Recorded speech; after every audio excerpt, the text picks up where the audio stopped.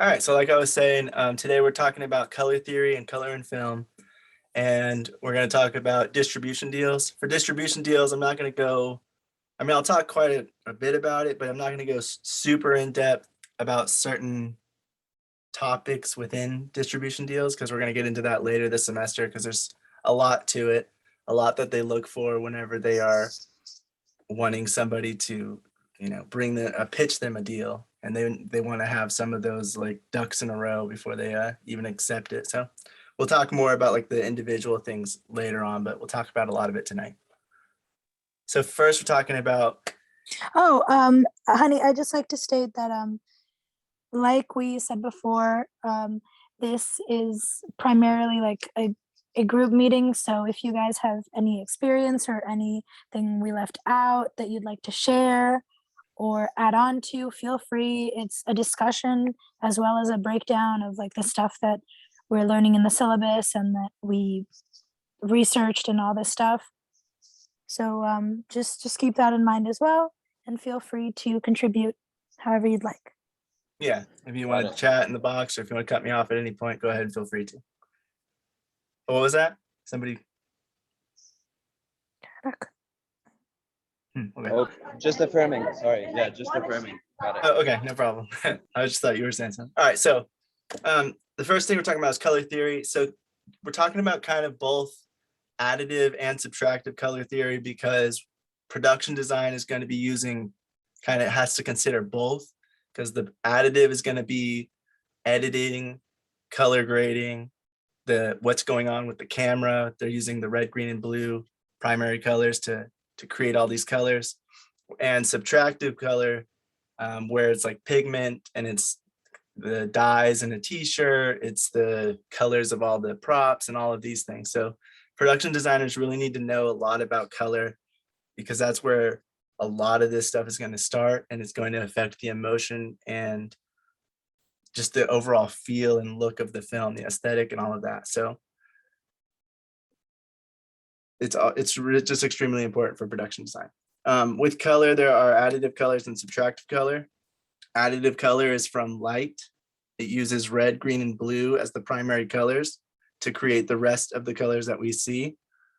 So these are cameras, computer screens, TVs.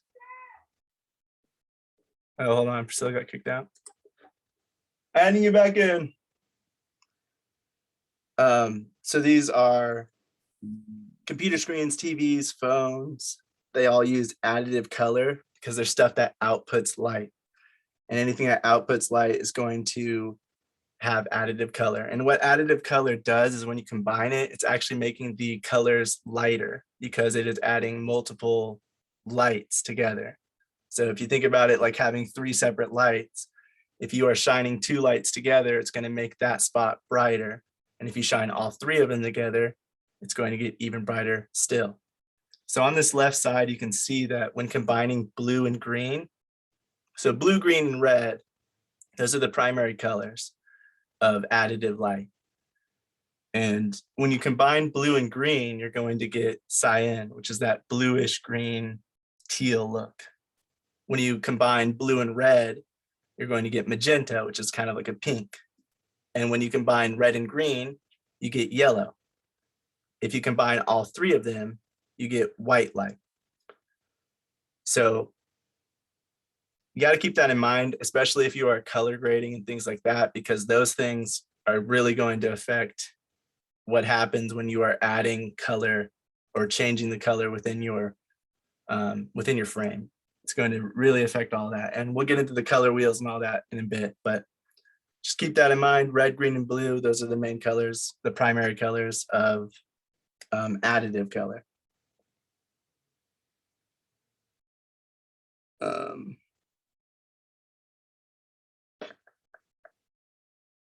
So with subtractive color over on the right, it works by stopping certain color wavelengths from showing or reflecting. So it's actually absorbing some of that light and only reflecting back certain color.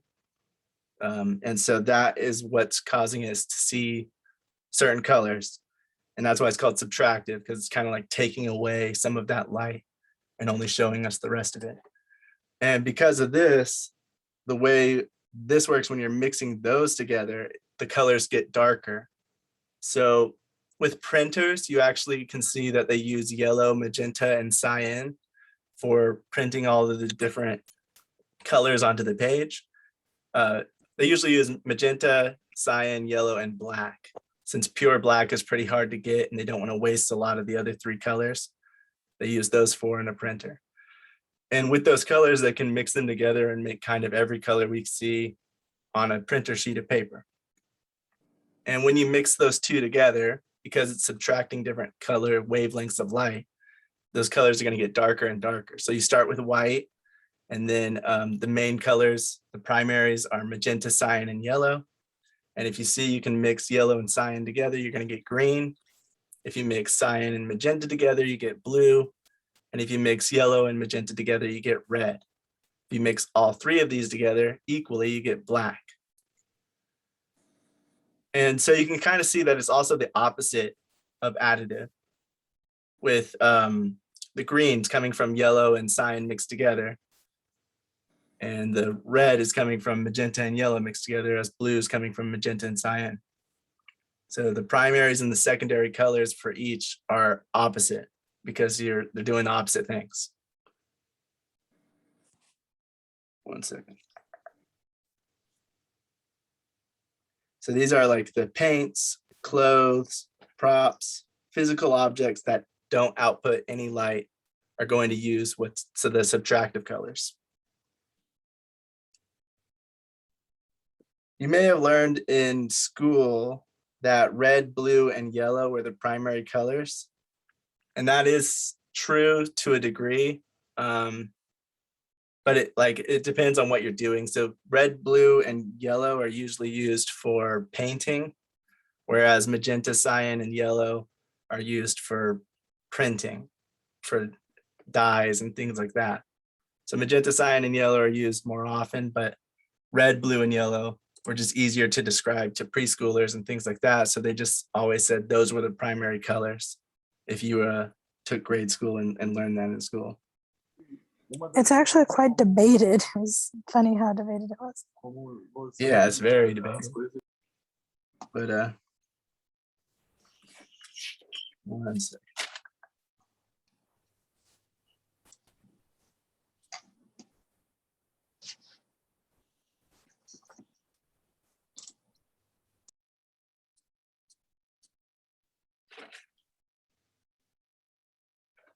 Okay, so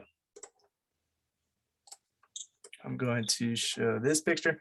So you can kind of see a difference in this. You can see how it works. It's the same thing. It's just kind of showing when you add these two colors together, you get this one. And it's showing the difference between the subtractive and the additive.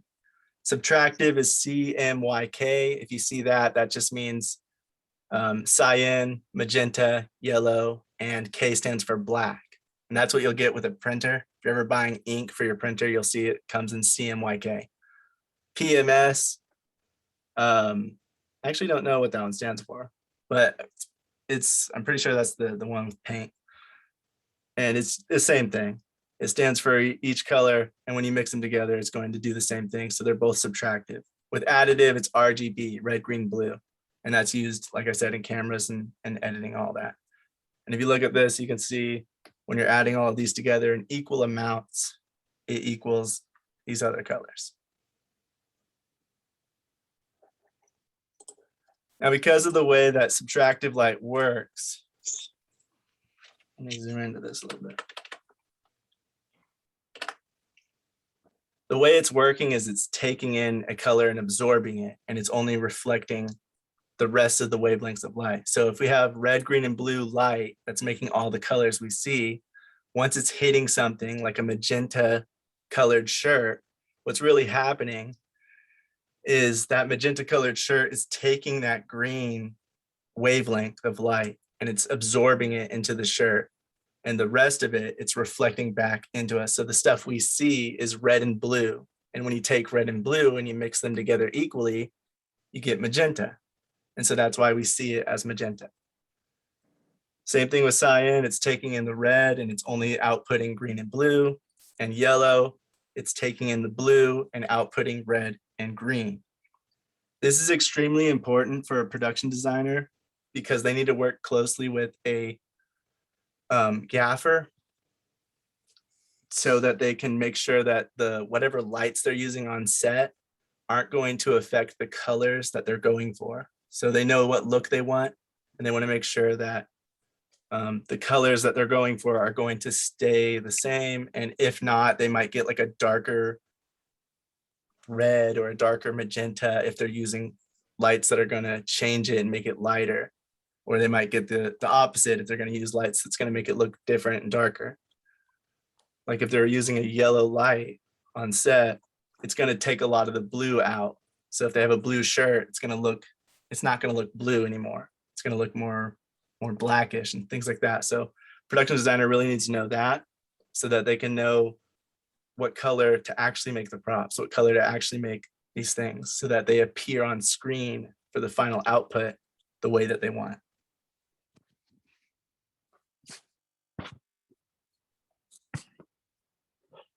For instance, if you had a yellow light and that's giving off green and red light, then your character, if they're wearing a magenta shirt, the shirt's going to end up looking red because of the way that the light is working. So that's why they really need to make sure that they're doing it right. Another way to look at it is like this. White light has all the colors, red, green, and blue. And then you see the other ones are the mixtures in between. Red and green, there's the yellow, and then mixing a little bit of yellow with red, you get orange and all of that. So that's all the way down. And that goes through if you have a red filter. If you're using any kind of filters over your lights, it's blocking certain colors from coming through, which is also blocking part of the light. And if you use a red filter and then a green filter, red's going to block everything, green's going to block the red, and then nothing's going to be seen by the output, the final output. And so both a cinematographer and a production designer need to work together to understand what they're going to be doing, what they're going to be using on set, because that's drastically going to change the look and the colors that are seen in the camera.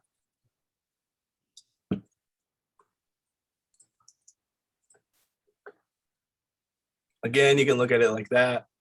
I'm not going to stick on it too long, but that's just another example of light passing through, hitting some kind of filter, and then, you know, the yellow stopping the blue, sending red and green, the magenta stopping the green, and only red is seen after both those filters are put on.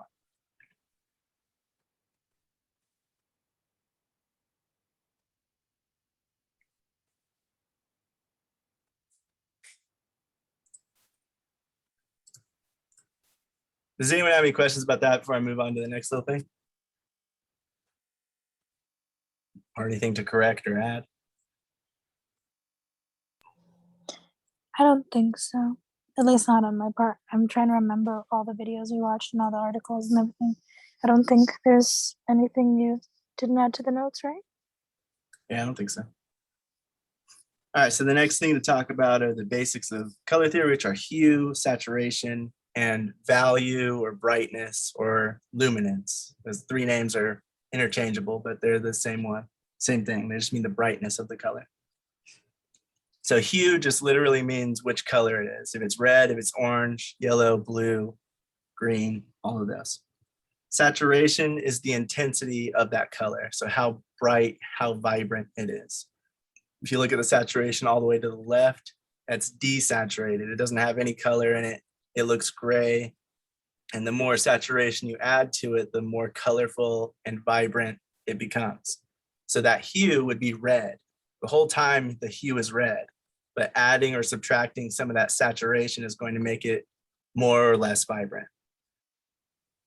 And the last thing you have is the brightness, or like I said, either it could be called the value or it could be called the luminance. It just depends on what system you're working on, but they all do the same thing. They make it brighter or darker. So again, the hue is going to be red, but when you're adding brightness to it, it's going to look a little more pink. And when you're adding darkness to it, it starts to look a little more maroon and then even kind of brownish.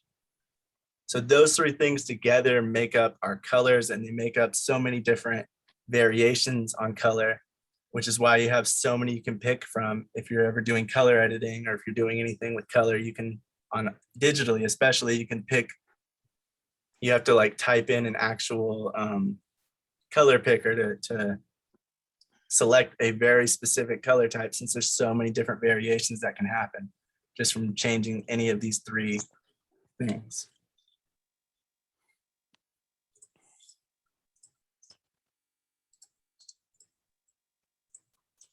You can see like with this, it shows it a little bit better. It's all the colors.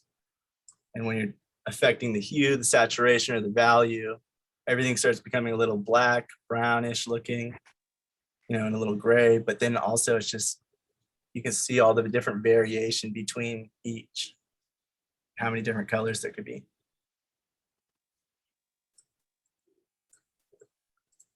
And again, this shows the same thing. If you guys have ever seen this, again, if you've ever worked in like paint or any kind of color adjustments, you can come across something like this. And the way you read this is from left to right, it's going to be the saturation. So all the way to the left, it's going to be desaturated, and that's why it looks gray. All the way to the right, it's going to be the purest form of that hue. This hue is red. And so the top right would be the most saturated, or the whole thing on the right would be the most saturated. But then you have the value brightness from top to bottom. And so the brightness, once it goes darker and darker, you can see bottom right looks pretty black.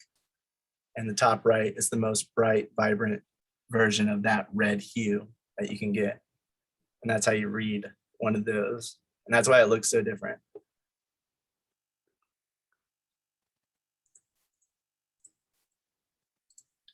The next thing with color is called tint, tone, and hue.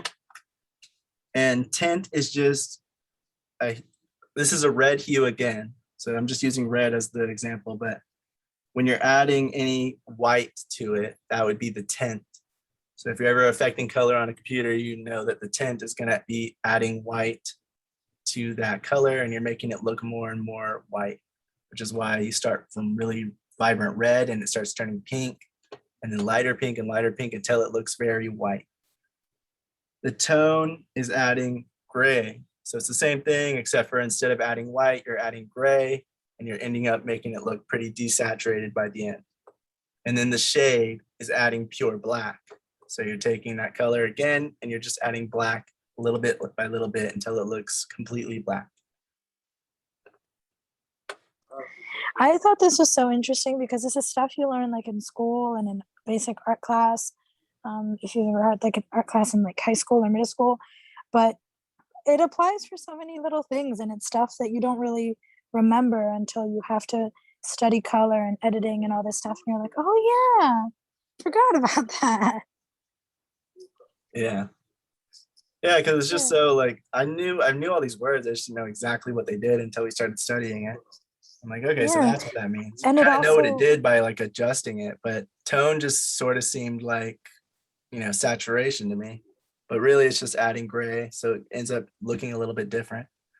It also really helps when you're going into it, trying to edit color and complement colors with each other, whether you're doing editing or cinematography or color grading. Like, it makes such a huge difference because you can see how they complement each other. You can see how you might be able to desaturate one or to strengthen another, you know, like you have a better understanding of what to do to make that more vibrant or more muted, or it's not as much of a trial and error type of thing. You know, oh, okay, I'll just do this, you know? Yeah. Yeah, and it's also important to understand like these three tint, tone, and shade. Like if you're editing a photo, like if you don't really understand what they're doing when you're applying filters and stuff like that, like to the untrained eye, they're all doing the same thing, but in actuality, there's like subtle variances and differences within it. So like if you don't understand like adding shade, adding black versus tone versus tint, like you might be under the impression that it doesn't matter, but when you get to a different level, then you understand a little bit better. Like, oh, there's a difference, and those differences do matter a lot. So Yeah, especially when you're color grading and you just make a slight difference, you can tell it just overall it just affects everything with, but even though you barely made an adjustment. I think it shows the best in these middle the middle boxes right here, like right past the words. They all look pretty similar, but you can definitely see there are differences between them. So I agree with that. Like especially between the black and the gray, like they do look very similar if you just glance at them, but if you actually pay attention and look at each, you can see that they are actually quite different. Yeah.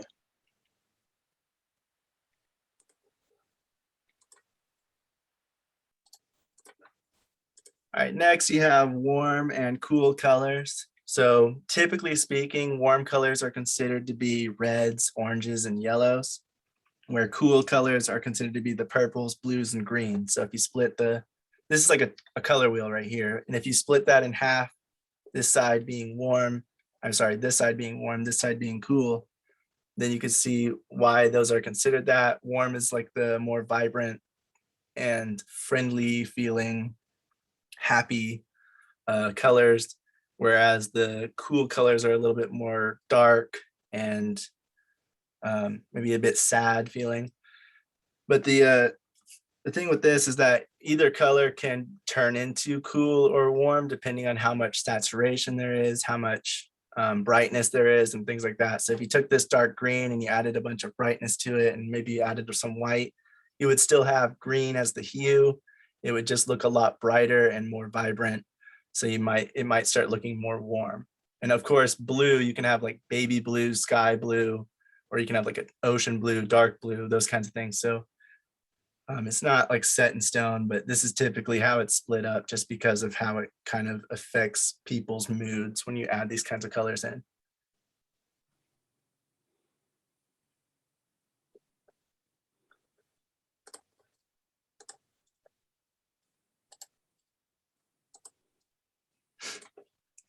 When a production designer is figuring out the color palette of the film, they'll often use a color wheel for their reference. Now on a color wheel, you're going to have the primary colors, which are the three mentioned earlier. This one's using the three paint primaries, which are yellow, red, and blue. You can see those are equal distance across the color wheel. Each one has three different colors in between it, red being at the top, 3 colors over, or 4 colors over. I mean, you have blue, and then 4 colors over, you have yellow. And that's what the primaries are. You have these red, blue, and yellow. And then you have the secondary colors in the middle of those. So secondary, you can see it's pointing to them in this. Blue mixed with yellow makes green. Yellow with red makes orange.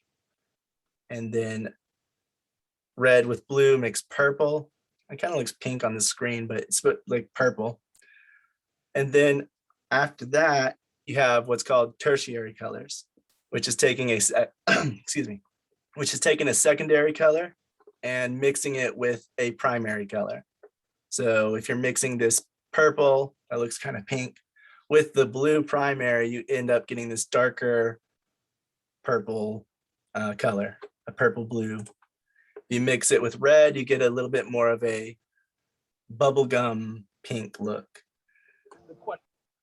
I mean, there's specific names for them. I don't know the specific names for the tertiary colors because there's so many. And then it just keeps going from there. But on a color wheel, that's what they have. They have the primaries and secondaries. And in between the secondaries and the primaries, you have the tertiary colors, which is mixing the secondary color with that primary.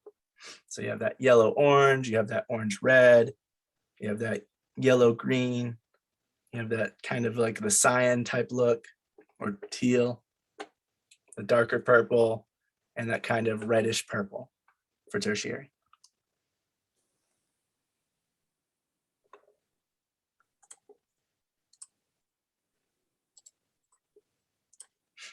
Because of the different primary colors, you have some different, well, sorry, not this screen. So this screen's showing the same thing, but it's showing it split up in a little bit of a different way. So you can kind of see it. Primary colors, this one's for additive light. So red, green, and blue. And sorry, red, green, and blue.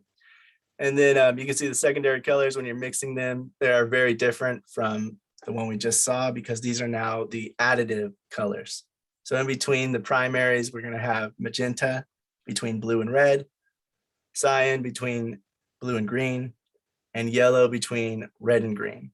And then the tertiary colors are added in between those. And again, those are the same thing. You're adding the secondary color with the primary color. In this case, the secondary colors are the magenta, cyan, and yellow. So whenever you're mixing the yellow with the red for additive color, you're going to get orange, which would be the tertiary color. If you're mixing yellow with green, you get that kind of yellow-green.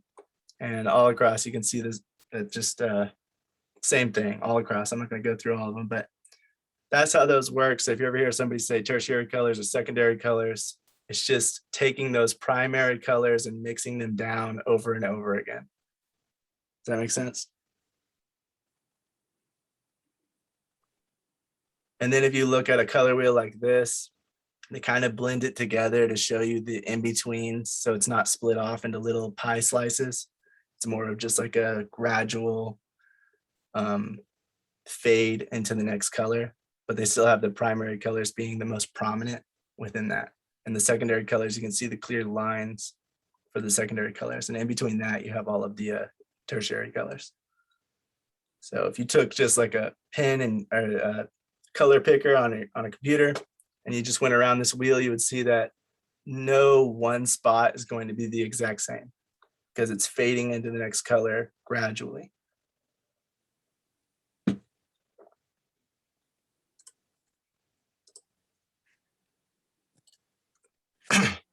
And here's the color wheels for all three. So you have RGB on the left. So it looks like that. The red, yellow, blue in the middle, which is going to be the paints primaries. And then you have CMYK, which is cyan, magenta, yellow, and black, which would be for printing. And those are the different color wheels and how they look. So this is especially important whenever you're talking about production design as well. If they're talking about costume colors, they need to use the either red, yellow, blue, or cyan, magenta, yellow color wheel. If they're using the red, green, blue, that is going to not be useful in that case because it's subtractive color, so it's not going to work for that. But if they're talking about color grading and things like that, the color grades need to use the RGB color wheels to make sure that it's matching what the work that they're doing.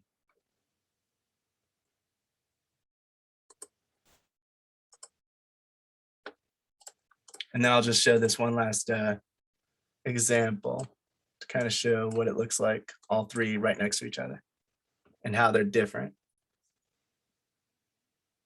And so these are showing the primary colors of each when they're mixed, the secondary colors, and in the middle, the when all three are mixed together. So you have the printer on the left, painting on the right, editing in the middle, cameras in the middle.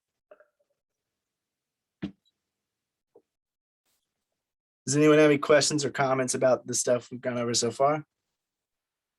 So you talked about primary, secondary, and all those. I'm not sure if you're gonna go into complementary colors, which Yeah, I will. That's gonna be in just a second. I was just meaning like so far. If there's any oh, questions? okay, or so comments. I'll let you go over that. I know it's a lot. I just don't want to leave anyone if they have any questions or anything, or if I'm getting anything wrong.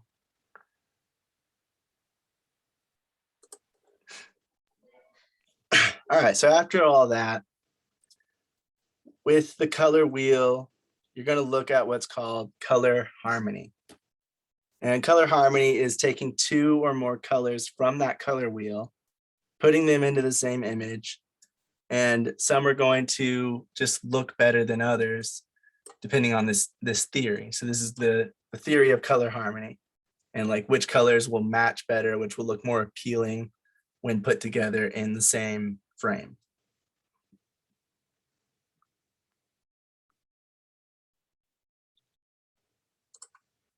So actually I need to open this, I think. Yeah. So first we have monochromatic colors. monochromatic color is just taking one hue from the color wheel and using different variations of shade, tint, tone, saturation, and brightness to make up our image. So I think I actually have an example here. Yeah. So monochromatic would be something like that, where it's all going to be pretty much the same color, a lot of red, and it's just different shades of red.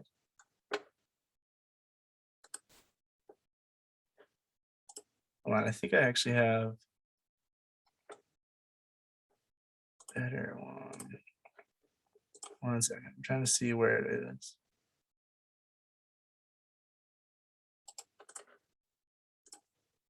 All right, there we go. So this actually comes from Studio Binder, and I think they do a really good job at breaking it down. You can see the monochromatic color in the top.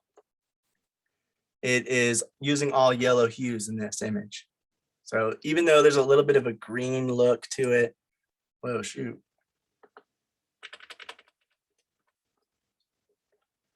Even though you see like some sort of greens in the grass, it still has that tint of yellow, that hue of yellow, and it's just taking that and kind of adding in different shades of things to make it look a little more green and a little bit different. But for the most part, the entire image is yellow.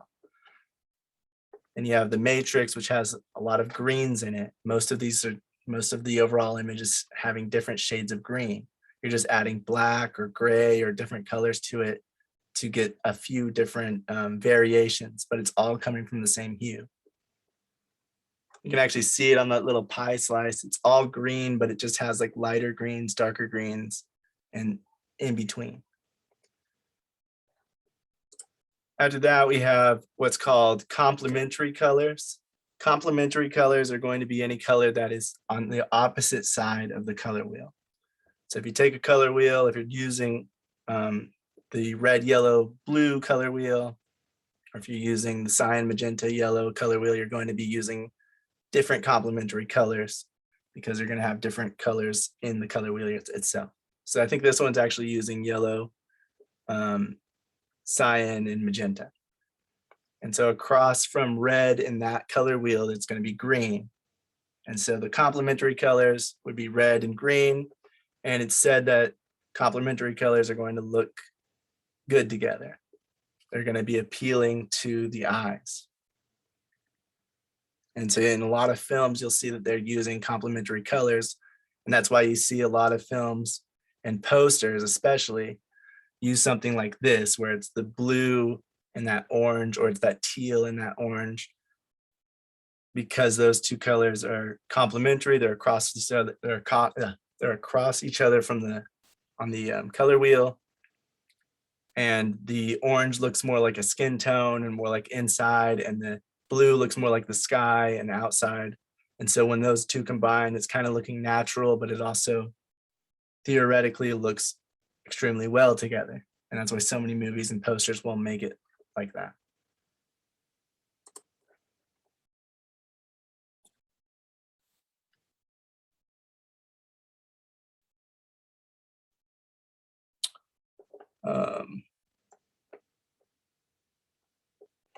Next, I'm going to skip down to the bottom right and say, I think it's analogous colors.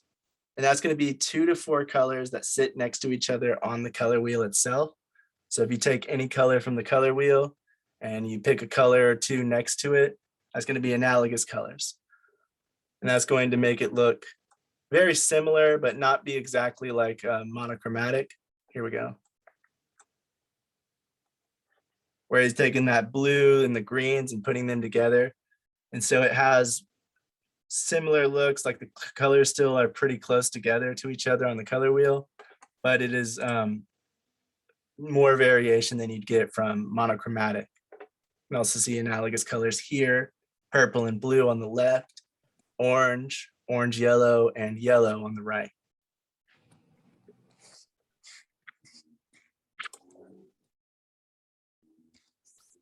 Next, you have triadic colors. Triadic colors is this one in the middle and the right. And it's taking any 3 colors from the color wheel that are equally distant apart.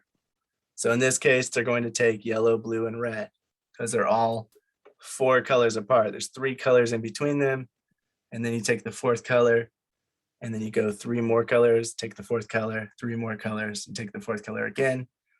And you can do this with any of the colors on there. If they wanted to, they could do this magenta, the cyan, and this light orange, yellow. But they're just selecting red, blue, and yellow this time. But if you just go around the color wheel, it's just making a triangle, making a triangle in the middle and pointing to any 3 colors with the points of the triangle. You do triadic colors, you get something like this, where this image is using red, yellow, and blue. Or something like the old Superman show, which also had his suit in general uses it. So all over in design, you can see like these different color harmonies being used if you just pay attention to them. And you can see that they are intentionally used that way. It's intentional for him to have blue, red, and yellow on his suit because they wanted to get that color harmony, that triadic color harmony. And it's intentional for any film you see. If you pause it and you look at the colors that are within it, it's extremely intentional for why they have those colors and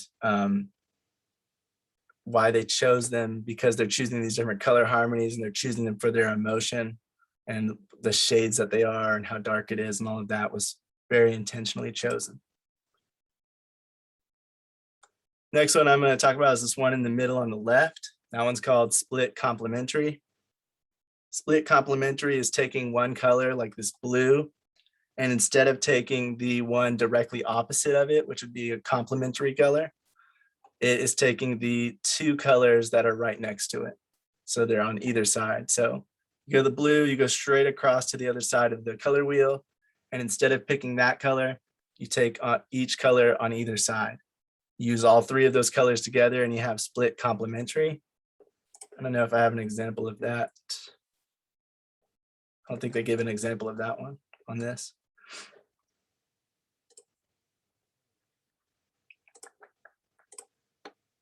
Here we go. So this would really be something that looks like a split complementary. So it's still using that teal. Instead of using just orange, they're using a darker orange and a lighter orange to do that split complementary look. Actually, it's kind of like in between the red and the orange and in between the yellow and the orange on that side. But that is, that one's not used as often, I don't think. It's not, I don't notice it as often, but it is used still. It's just picking anything. You can even choose in between the colors like they did. Instead of picking the blue directly, they did in between the blue and the green to make that kind of teal, light blue, light green on the counter. And this is why it was important, like I said, to know what lighting is being used, because if this is really intentional to have those colors to make sure they're directly across from each other to do either complementary or split complementary harmony, which is theoretically supposed to look really good together, then they don't want that color of blue, that shade of blue, to get changed with the lighting and become a different shade where it's now maybe it's over here on the color wheel and now it's not a color harmony anymore. Now it's just picking random colors from the color wheel and putting them together.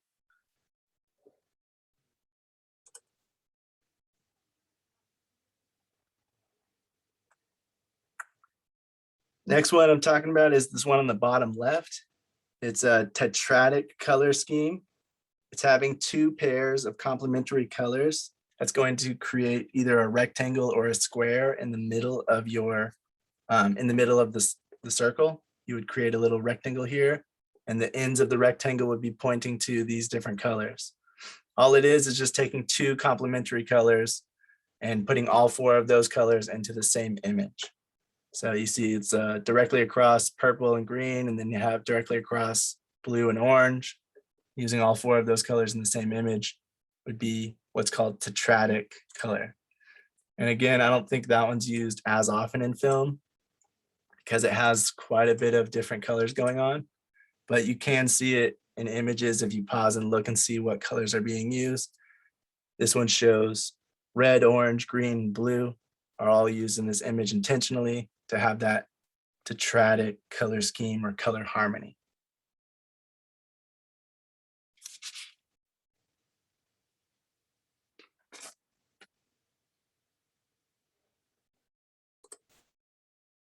Does anyone have any questions or comments about that stuff?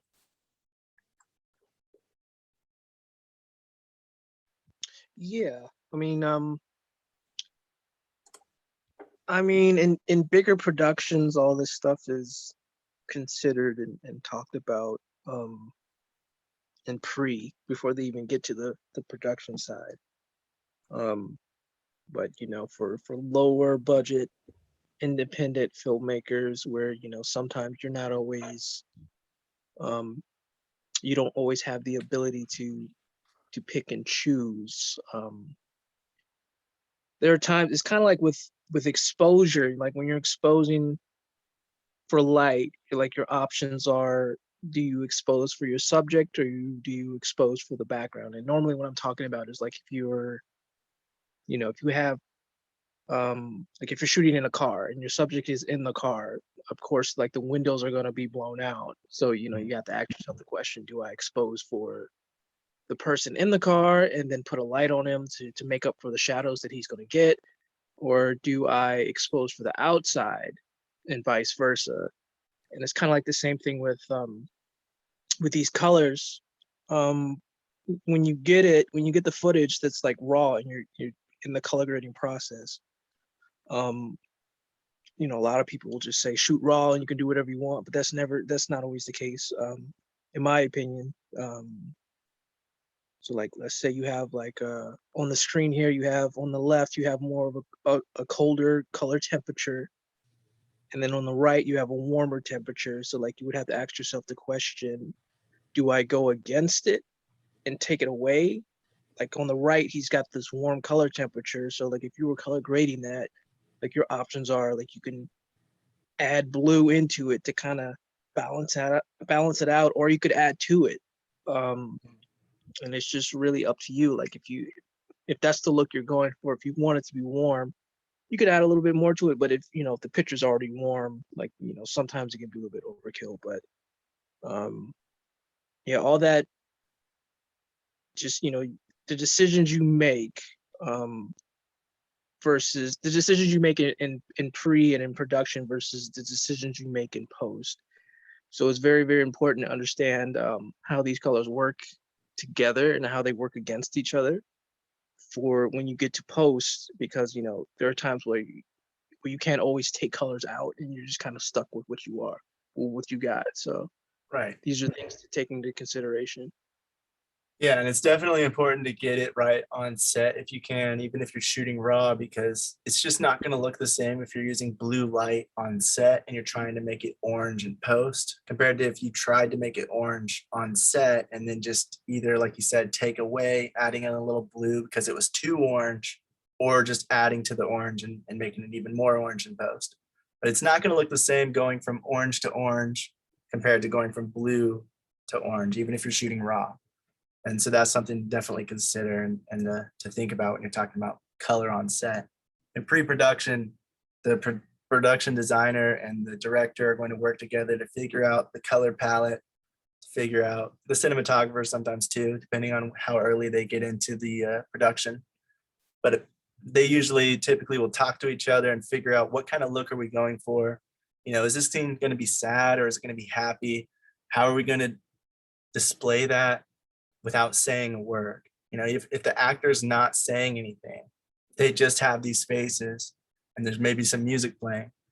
Do we want to show that maybe it's like a happy moment, even if he doesn't look the happiest, or do we want to make it look like it's a sad moment? And you can see like the difference that it might make depending on what colors you use.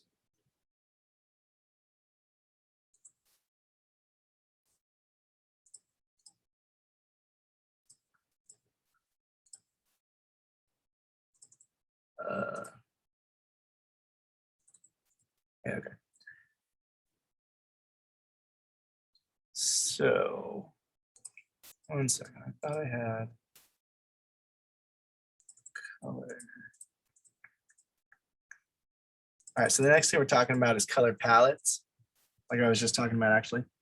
And that's where you can take any image and you can pause it. And if you have like some kind of color editor or anything, you can take that little color picker, the little pin, and you can select the different colors in the image. And you can start creating what's called the color palette and seeing what colors they used on that set in that frame. And then you can start maybe figuring out why, what's happening in the scene. Why is this blue lamp here and it's standing out compared to all the rest of the colors? And it doesn't really match, and that's intentional. There's a reason why. And it could be anything. It could be that maybe this character is very, they don't care about things, so they just throw in whatever they want, or maybe that lamp has something that's very important to the story, or just it's foreshadowing something in the future. Maybe she's going to throw that lamp at somebody later, and so they're just foreshadowing that thing's important. So it's just a different color because it can stand out. And so if you take any scene, if you take any shot and you just pause it, screenshot it, and start looking for it, you can see that they actually use not too many colors in most things. They use about 2 or 3 hues, and then they just use different shades and tints and things like that. But most of this would be like orange and maybe, and then the blue, and then maybe there's a little bit of red there. But other than that, like it's not too much. There's some white, but it's a little bit yellow. So it kind of goes into being a little orangish. And so you just take all those colors and you make what's called the color palette to figure out what you want that thing to look like, what that scene in that moment is going to look like. You can do this with anything to see all the different colors that are used and why. This one, it's like the main character is very, they stand out compared to the rest of the shot. You can see the background is like some greens and some grays. So you're not really going to pay attention to it as much because she's orange and she's very vibrant. And so you just look directly at her because she's calling more attention than the rest of these colors in the background. And it's extremely important with production design to think about the emotions you want to portray without saying anything. Just from the colors, you can say so much.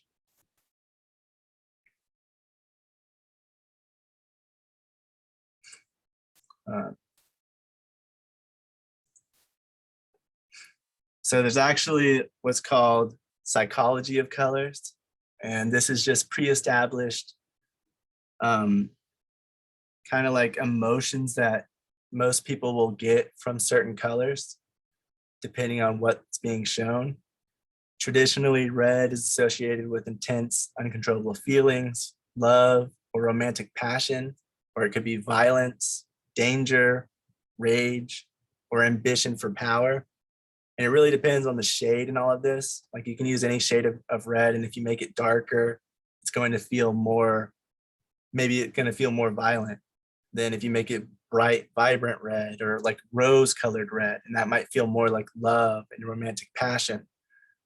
The rose petals, the girl in rose petals, or that person putting on lipstick, those are kind of the different feels compared to the bottom left or the top right, or the top left. Those ones are a little bit, they're not as deep red. They're a little more pink. They're a little more standoffish. That whole scene is red. So it's giving us different emotions depending on how we're using it. Pink's traditionally associated with being like with femininity.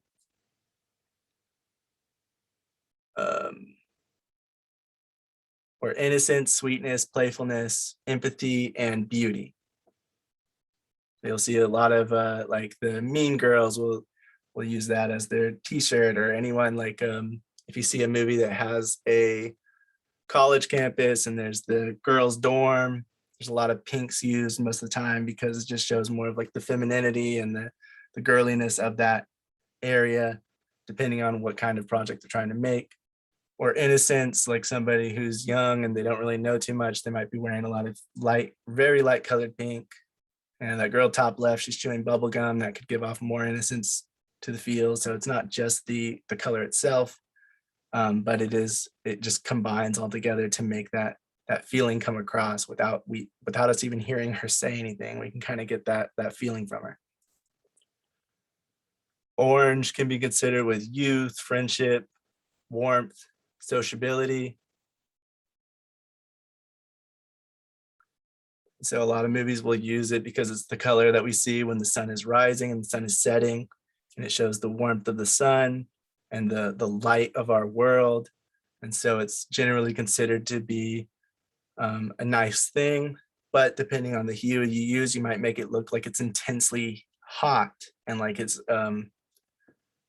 undesirable to be in that location because it's really hot and it's really bright and you don't want to be there because you're going to be sweating a lot. So it really depends, again, hue, shade, all that type of stuff to create the kind of emotion you want from each color. And that's the thing about these colors, like they can all give off good emotions or they can all give off negative emotions depending on how you're using them and how vibrant they are and all of that. Especially with yellow. Yellow can be sickness and illness if it's like that sickly, dull yellow. You know, The Shining right here in the middle on the left. I don't know what that movie is, but I remember that scene where she's all really mad and angry in that scene, and it's top right, and you can see that they're like the dull yellows, whereas the more vibrant yellows might be used in a more playful context.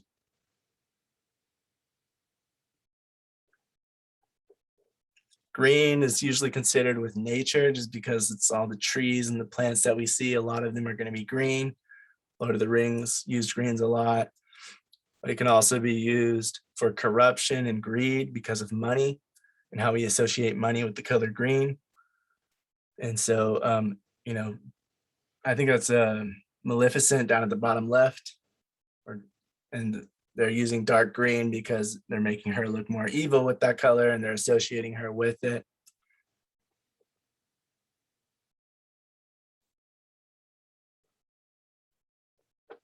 Blues can give off calm and introspection because of the colors of our skies and their seas.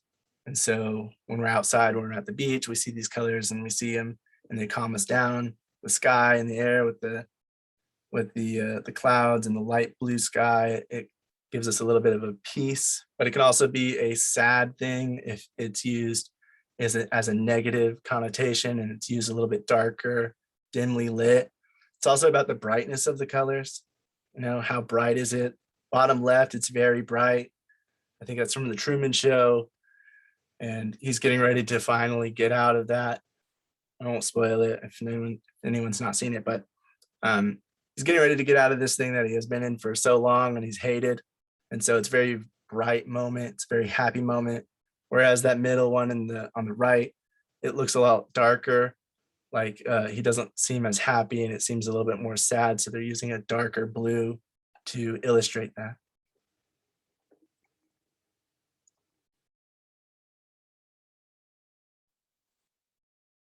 Purple can be related to ethereal or mystical themes, fantastical, supernatural.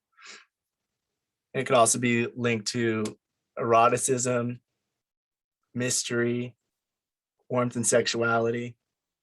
And again, it just depends on how you're using it. It can also be related to like royalty, because a lot of like back in medieval times and things like that, they would use like medieval Rome would use purple for the very higher class Roman soldiers and things like that, or the Roman generals.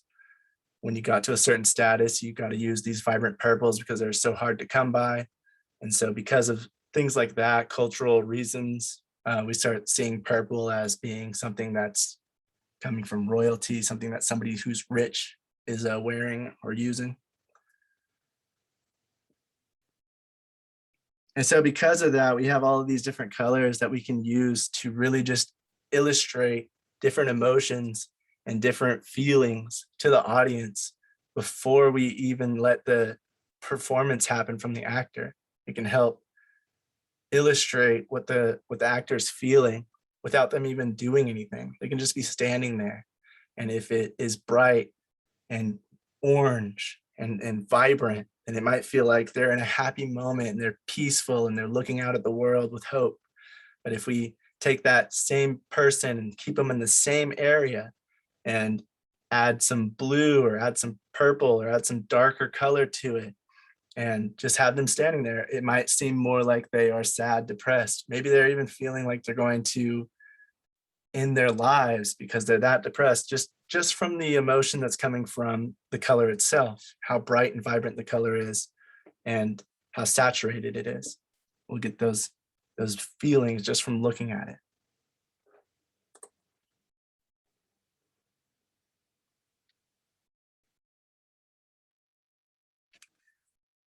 From tomorrow's filmmakers. So this is from tomorrow's filmmakers in the syllabus.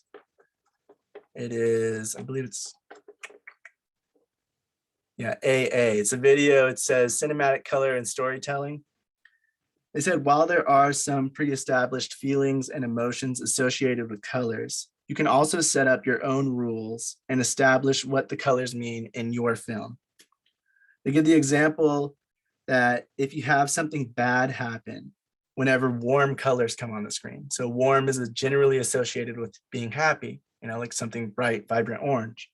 But if every time bright and vibrant orange comes on the screen in your film and something bad happens, then subconsciously your audience is going to start feeling uneasy every time they see that bright, vibrant orange. They're not really going to know why unless they pause, check it out, and really point out the reason. But it'll just subconsciously happen because every time they see that color or something vibrant and colorful, they might start associating that with something negative because of what you've shown previously in your film. You can also use lack of color to help display emotion in film. Muted color can be sad, lonely, depressing, empty, and unhappy. So you might just have no color there on purpose to show the emptiness of somebody's life.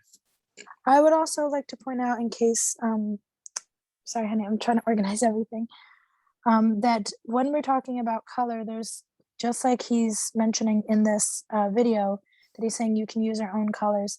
At the end of the day, colors symbolize so much to different things. They're very subjective, even though some people say they are not.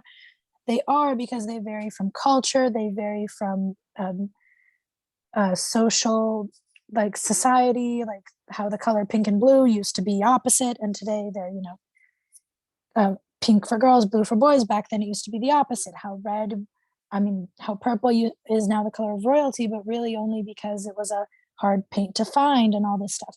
So you can create a societally, culturally context. The color, you can give context to that color in your film and in your story, just like how color can mean different things to different people, to different cultures, to different times in history. So just keep note of that as well, so that you don't have to feel like you're stuck. Oh, this has to mean this, or this has to mean that. There are certain like norms, and certain things will give certain emotions, but it can still also mean what you want it to mean. And honey, did you give the example of Chernobyl or no? No, go ahead. That video, I believe it was Full-Time Filmmaker. Maybe the no, one it with wasn't full-time. Justice. Tomorrow's filmmakers. Tomorrow's Filmmakers, yes.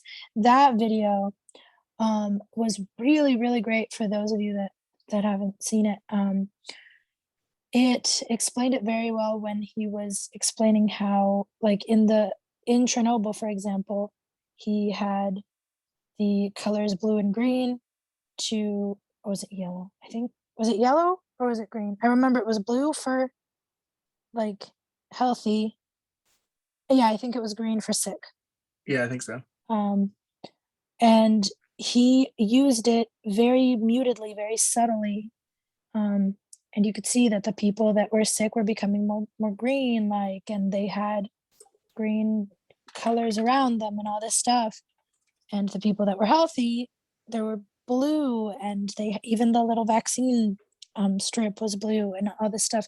And it was so subtle that you don't notice it at first, but your brain picks up on those references because of repetition, because of all of the little subtleties in those moments. Our brain or subconscious can pick up on it even when we don't notice it immediately, which is so cool to think about and incredible to think about. I have something to add to that. When you're talking about subtleties, I agree. Like, it is super cool when you notice all the subtleties and like differences and notions. The only thing to like really watch out for is if you're doing like in film and stuff, if you add too many subtleties, it can do weird things. your brain. So it's like you want to Yeah, there has to be consistency. It can't just be, oh, I'm gonna subliminally do this and then that and then that. It has to be a thing that you are doing over and over for you, like one or two things that you do over and over to symbolize specific things, but without adding like a million subtleties, a million little meanings, because that can become a little convoluted, a little hard to understand. It can, your meaning might be lost. What you're trying to get across might be lost if you do too many. It's all about balance and like in Well, everything. yeah, it's not even necessarily about too many subtleties. It's more like if you have too many subtleties that like would be clashing, so then Yeah. you'd be picking up too many different brain waves that could cause like a disarray. So if you have like two things that like say completely the opposite things, that'd be like, oh, really strange, would do weird things to your brain. Versus having everything subtlety, but it's all in one I direction. mean, I have seen shows that do it very well, movies that do it very well, where you they're can. showing opposing views or opposing sides of something, and they do have little subtle things here and there to show the differences and to show where they meet in the middle as well, or where they're the same.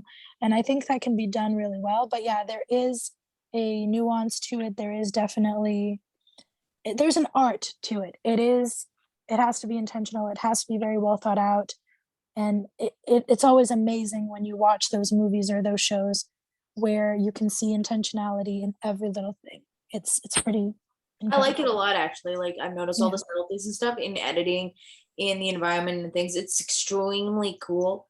Even when it's less subtle, like in The Sixth Sense, where it was like bright red, everything that the spirit comes in contact with. And even though the color is like in your face, the first time I watched it, I'm gonna be honest with you, I didn't really pick up on that. Like I picked up on the red, and I was like, that's interesting. And I'm sure my subconscious did, because I was like, oh, there's gonna be a ghost. But I never really thought, or it's gonna be something to do with it. But I never really thought, oh, that's a hint to something. Like with for those of you, I don't know, spoiler for The Sixth Sense, I guess it's a million years old. But like the mother, the stepmom wearing red, and how that was a hint to the fact that she murdered her stepdaughter. I believe it was stepdaughter, something. Basically, she killed the little girl. Like, it was so not subtle because she was like the brightest color in there. But still, it wasn't something that my brain immediately went to for some reason. Of course, I was young, and today I'm much more savvy and much more annoying with those kinds of things where I try to read into everything. But still, like, it can be in your face and you not notice it.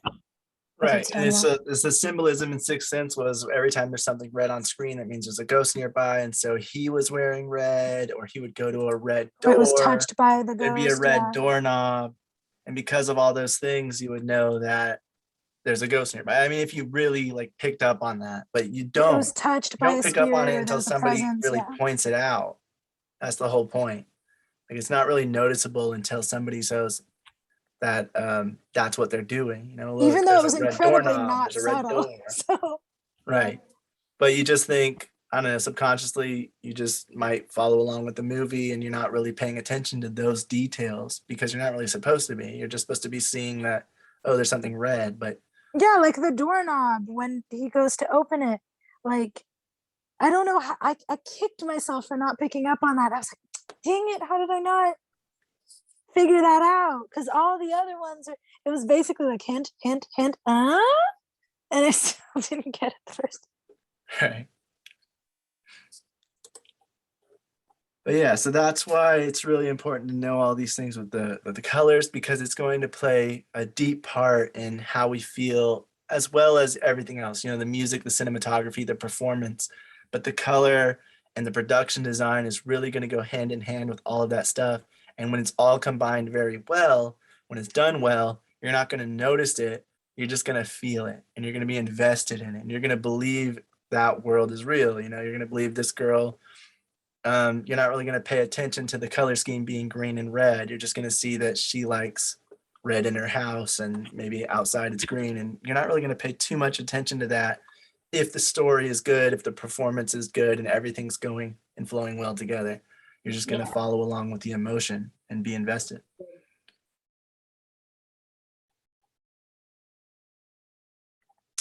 That's a good storytelling when you stay invested with the story the entire way through. It's good. So yeah, and another thing that Studio Binder gives is the discordant colors, which is any deviations from the film's color scheme. So like I pointed out earlier, this is the same film. She has that blue lampshade. It's very different from the rest of the color scheme in the image. The color scheme is kind of like oranges and reds, but then there's this vibrant blue lampshade, which just stands out because nothing else in the frame is like it. And that's a discordance, which is when a color clashes with the rest of the image. It's done to single out either a character or bring attention to certain objects or scene elements. The color clashes when it's not part of the color harmony or the color palette. And so some movies will use different colors, like The Shining will use red to display that a ghost is nearby, if something's off, something's not right, because the rest of the frame, there's no color like that. So it's not really belonging to that color palette. It's purposefully different so that we can get this uneasy feeling while we're watching. Because earlier in the film, every time there was something red, something bad happened. There was a ghost. And so now when we're seeing it in the future scenes as we're watching, we just automatically start subconsciously getting this uneasy feeling because we know something is coming without knowing why. Schindler's List, they used it for the little girl walking through the street. She was wearing red while everyone else was black and white, pretty much.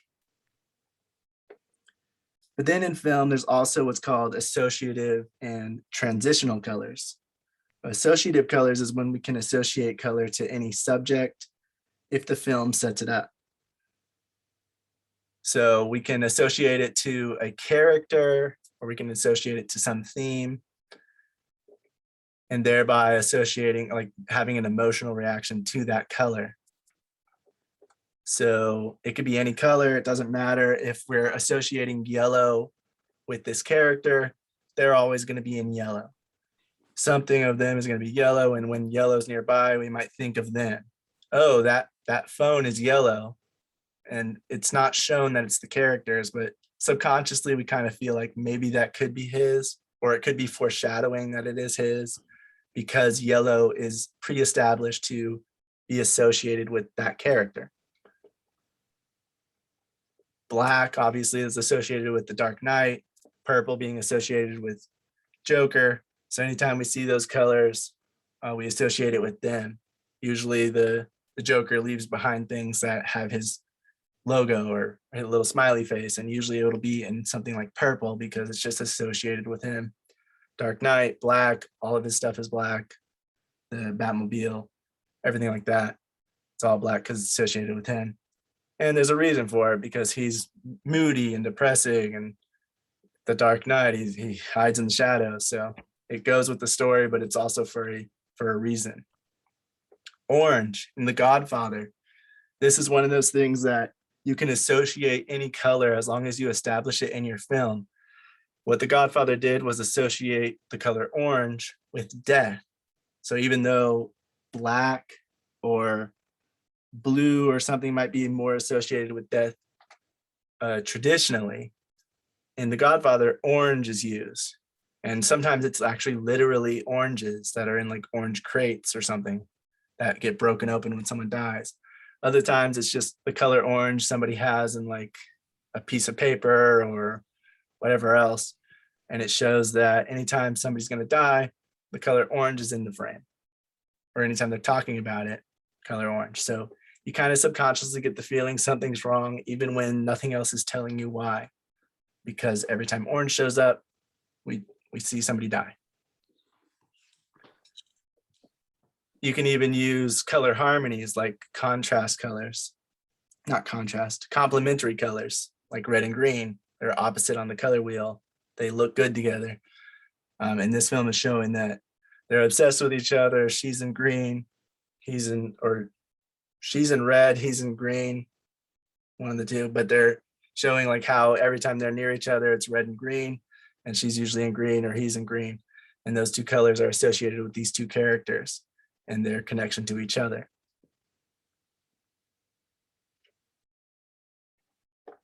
And then we have transitional colors. And transitional colors can show a transition of change in a character or in a scene. Maybe the character wore bright, vibrant colors in the beginning. So this is Breaking Bad in this example. And later on, as he gets more and more involved in the drug making and everything, he gets more and more into a darker character, a more I don't know, evil character, I guess you would say. And it shows in his production design, not just with his hair and things like that, but his color scheme changes. He has a lot darker colors later and a lot more browns, blacks, dark reds, less vibrant, less green, and not green, less vibrant and colorful is what I mean. You can do the same thing within a scene itself. If anyone watched the videos in the actual syllabus, they showed this actual scene play out. He kills the guy, it's red in the background, and it automatically changes to white. And then he smiles and moves on. And that could be for any number of reasons. It could show the transition within himself. It could show the transition of the scene.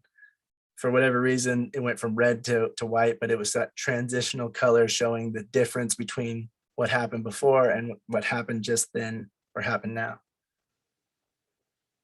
And up, you can see it's a lot more vibrant and colorful before, and then after a terrible thing happens, it gets a lot more dark, moody, and the color scheme changes. It's not as many bright colors, it's more dark and dim. And then as Luke Skywalker gets older and he stops being so innocent, which is white is also a usually associated with purity, innocence, youth, things like that. He gets darker colors and he gets more mature and grows out of that innocent and sees the world for how it is and sees what he needs to do. And so he starts wearing black. So transitional colors is just anything from one to another. It doesn't always have to be happy to sad. It's just anything showing growth or change in the scene itself or in the character. And a good way to do that is just showing what they're wearing. And maybe the character starts out being sad about a death, and so they're not really wearing anything colorful. It could just be plain white. Their clothes are just plain white. They're not really wearing colorful things. Even though white's associated with something good, you can make it in the film saying that it doesn't have color. It's completely white. He's not really colorful. He's not bright and vibrant. But later on in the film, people start getting him to accept it and move on and become more happy. And one way to display that with production design is by adding some colors to his clothes. Now he's wearing a blue shirt. Now he's wearing blue pants and a green shirt, whatever you want to do, whatever combination, but it can just show the change that he has made within himself just through his colors that he's wearing, his costume design.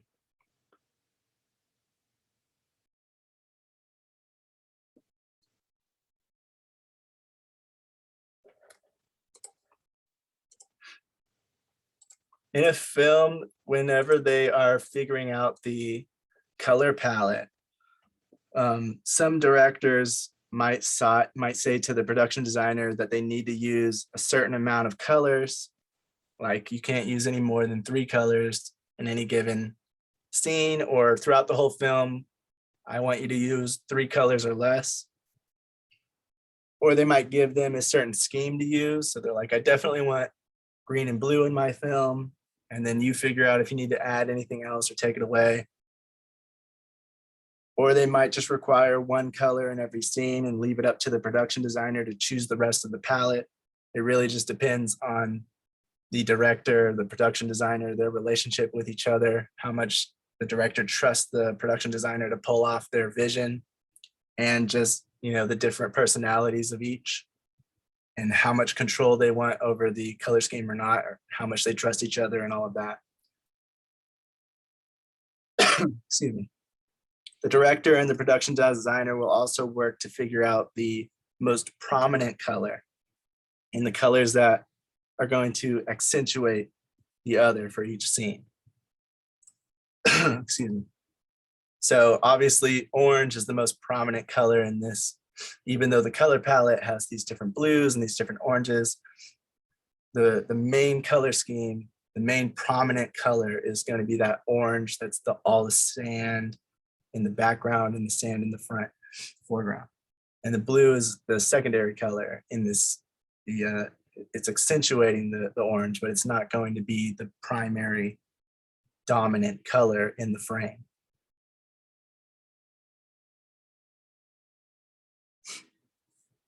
Color palette always gets affected by costumes, sets, props, and set dressing, as well as lighting, temperature of lights. If there's any gels, or if there's red, green, blue LED lights that are used. And it finally gets affected by the color grade in post-production.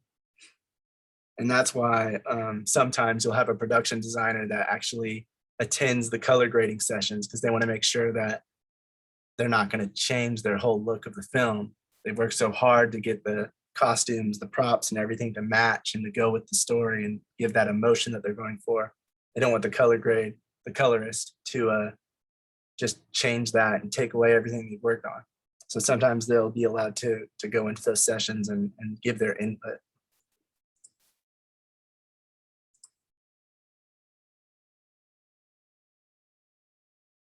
Here's another wheel of the different emotions you might get from different colors. I'm not going to go over all of them, but if you guys want to, this is on Reddit, LCloud MediaStudies. I put it all up, and it shows how each color has either positive or negative emotions with it. So each color can have any of these. It doesn't matter what color you pick. It can either have positive or negative depending on how you're using it, and the tint, shade, saturation, and all of that. Excuse me. Some of the colors I didn't go over already were like black, where black is known obviously for death or for the unknown, for power, sophistication, elegance, glamour, mystery, fear, and remorse. And white, I already said white was like purity, innocence, youth, winter, birth, and sterility. Like I said, it can also be subjective because black was also elegance in a lot of them, and power, because, you know, corporate world type of thing. People wearing black suits and Yeah. ties and stuff, so they, you know, it gives off luxury, or, you know, black glamoury, glittery dresses. Silver like was that, also yeah. futuristic. It's also depending on these emotions and things.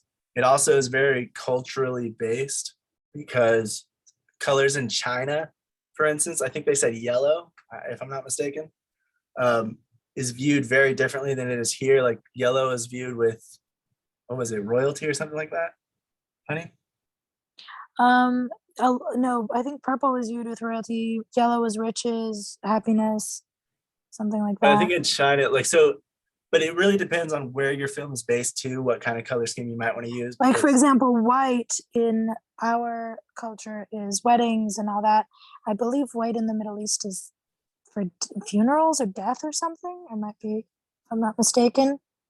Right. So it's Um, also important to know, especially depending on if you're trying to do worldwide distribution with the film, if you have a big enough film for it, to know what those colors are going to be viewed as in other countries, because they might not react the same way. For because symbology, they're- yeah, culture, yeah. For culturally speaking, they associate that color with something very different than what we do in the West and all of that. So if you're trying to use symbolism, maybe do it in a more generic, basic kind of way. Or if you're trying to go deeper, make sure you know your audience, kind of thing. Or like we mentioned before, like the movies show, make a precedent in your story to where they can figure out for themselves, okay, this color means this color means that.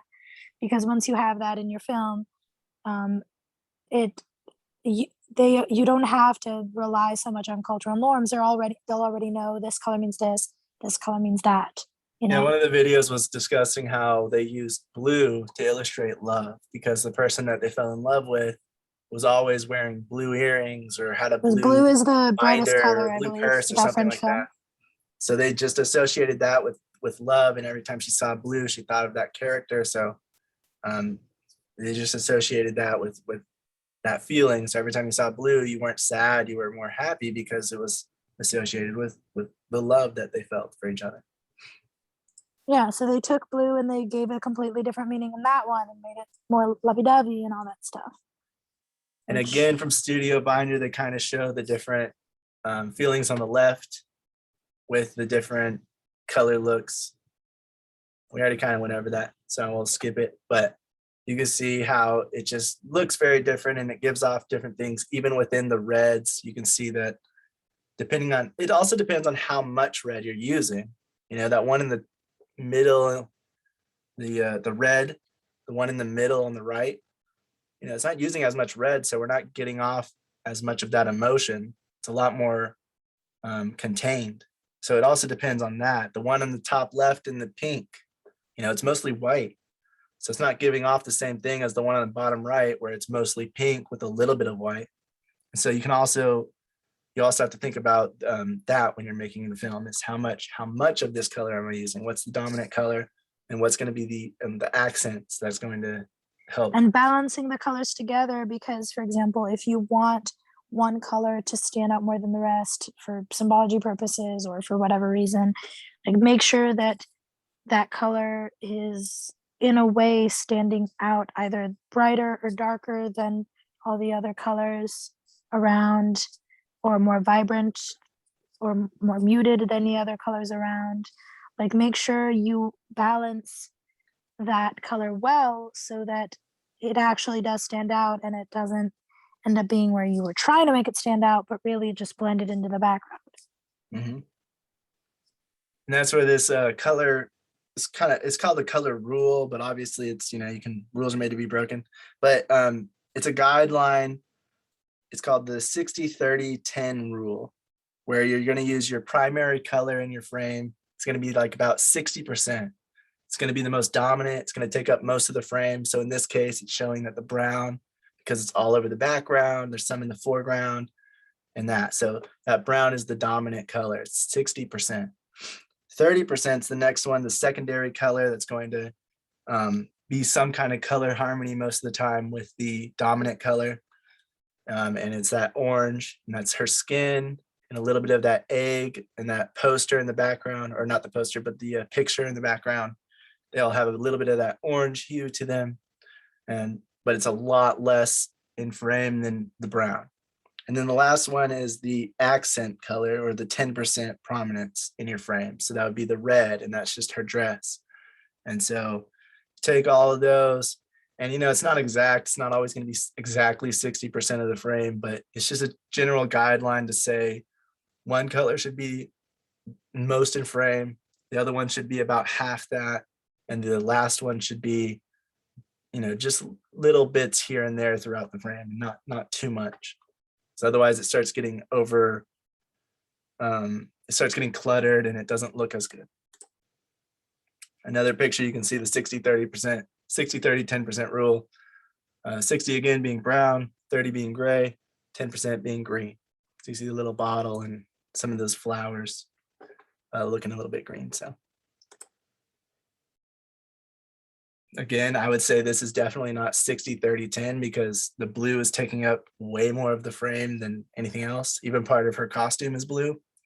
So it's just showing that blue is the main color, red is the secondary, and then you have little accents of that light tan. Light tan could be in the sky, I guess, in the clouds, and then also on our costume. And then again, same thing, background, all pretty much very similar color. Orange, not too much of it. There's a few accents here and there of like people's outfits and the bag, and then red, obviously being him. And he stands out so much because everyone else is kind of in these dull colors that sort of blend into that background, while he's in a very vibrant, different colored outfit. So we can easily pick him out, even if he was in the background, even if he was mixed into a crowd. It's like, where's Waldo? There he is, because he's wearing something completely different. He's really easy to spot. The other thing to think about when you're talking about color is what's called color context. And I'm sure a lot of you have seen like these kinds of things where it shows you two colors and it says, are these the same or are they different? And they take the colors and then they take the backgrounds and they take them away.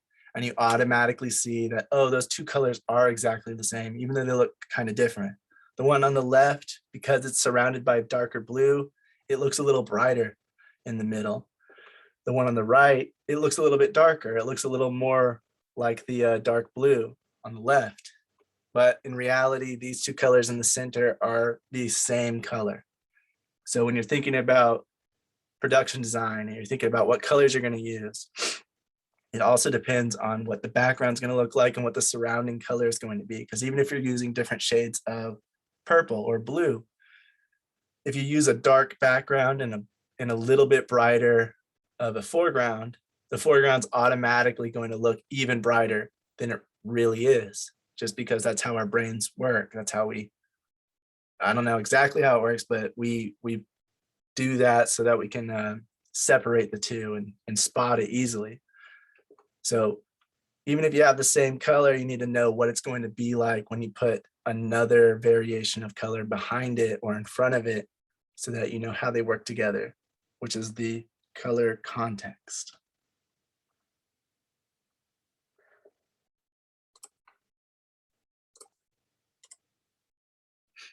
And so this is just basically a wrap up of all the things we just covered.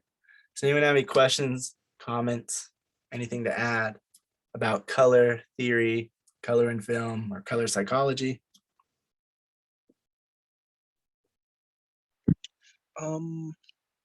Something cool to know, I guess, is that black is not actually a color. It's a shade. White is considered, like you said, all colors. Mhm. So black, you can add black to anything and you're gonna have the same color. It's just gonna be darker, a different shade. And then white, you're adding, so it's gonna be lighter. But black is technically the absence of color. Mhm. Not saying that to oh man, you should black. That's not what I'm saying. I'm just the understanding of what it actually does when you mix, because when you mix colors, you're gonna get other colors. Black is the only one where you mix it, and you're not gonna get another color. You're just gonna get a darker color. Just having that understanding helps a lot as well. Right. Yeah, because the reason we see things as black is because it's absorbing all the light, all the colors from all the different spectrums. So then all we see is reflected back nothing, and it looks black. Which, like you said, is the absence of color. And the white is actually all colors together. So if you saw white light shining through and it goes through some kind of window or a prism, it displays a rainbow because it looks like it has all the colors within it.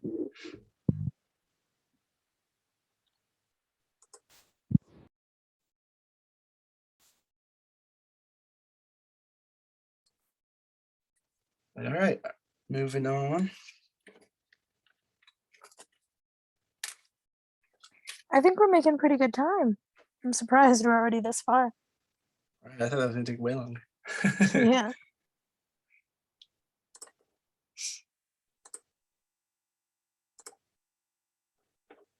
All right, next thing we're talking about is distribution deals.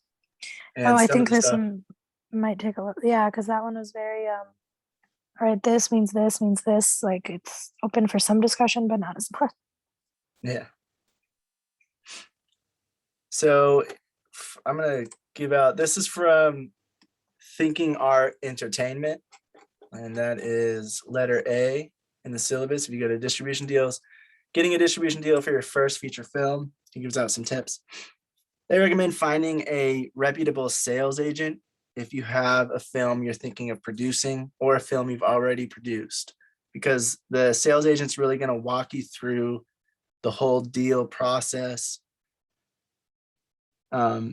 market the film in the best possible way so that it reaches distribution partners that fit with your project, because not all distributors are going to be right for your film. Some distributors might be really good at distributing sci-fi.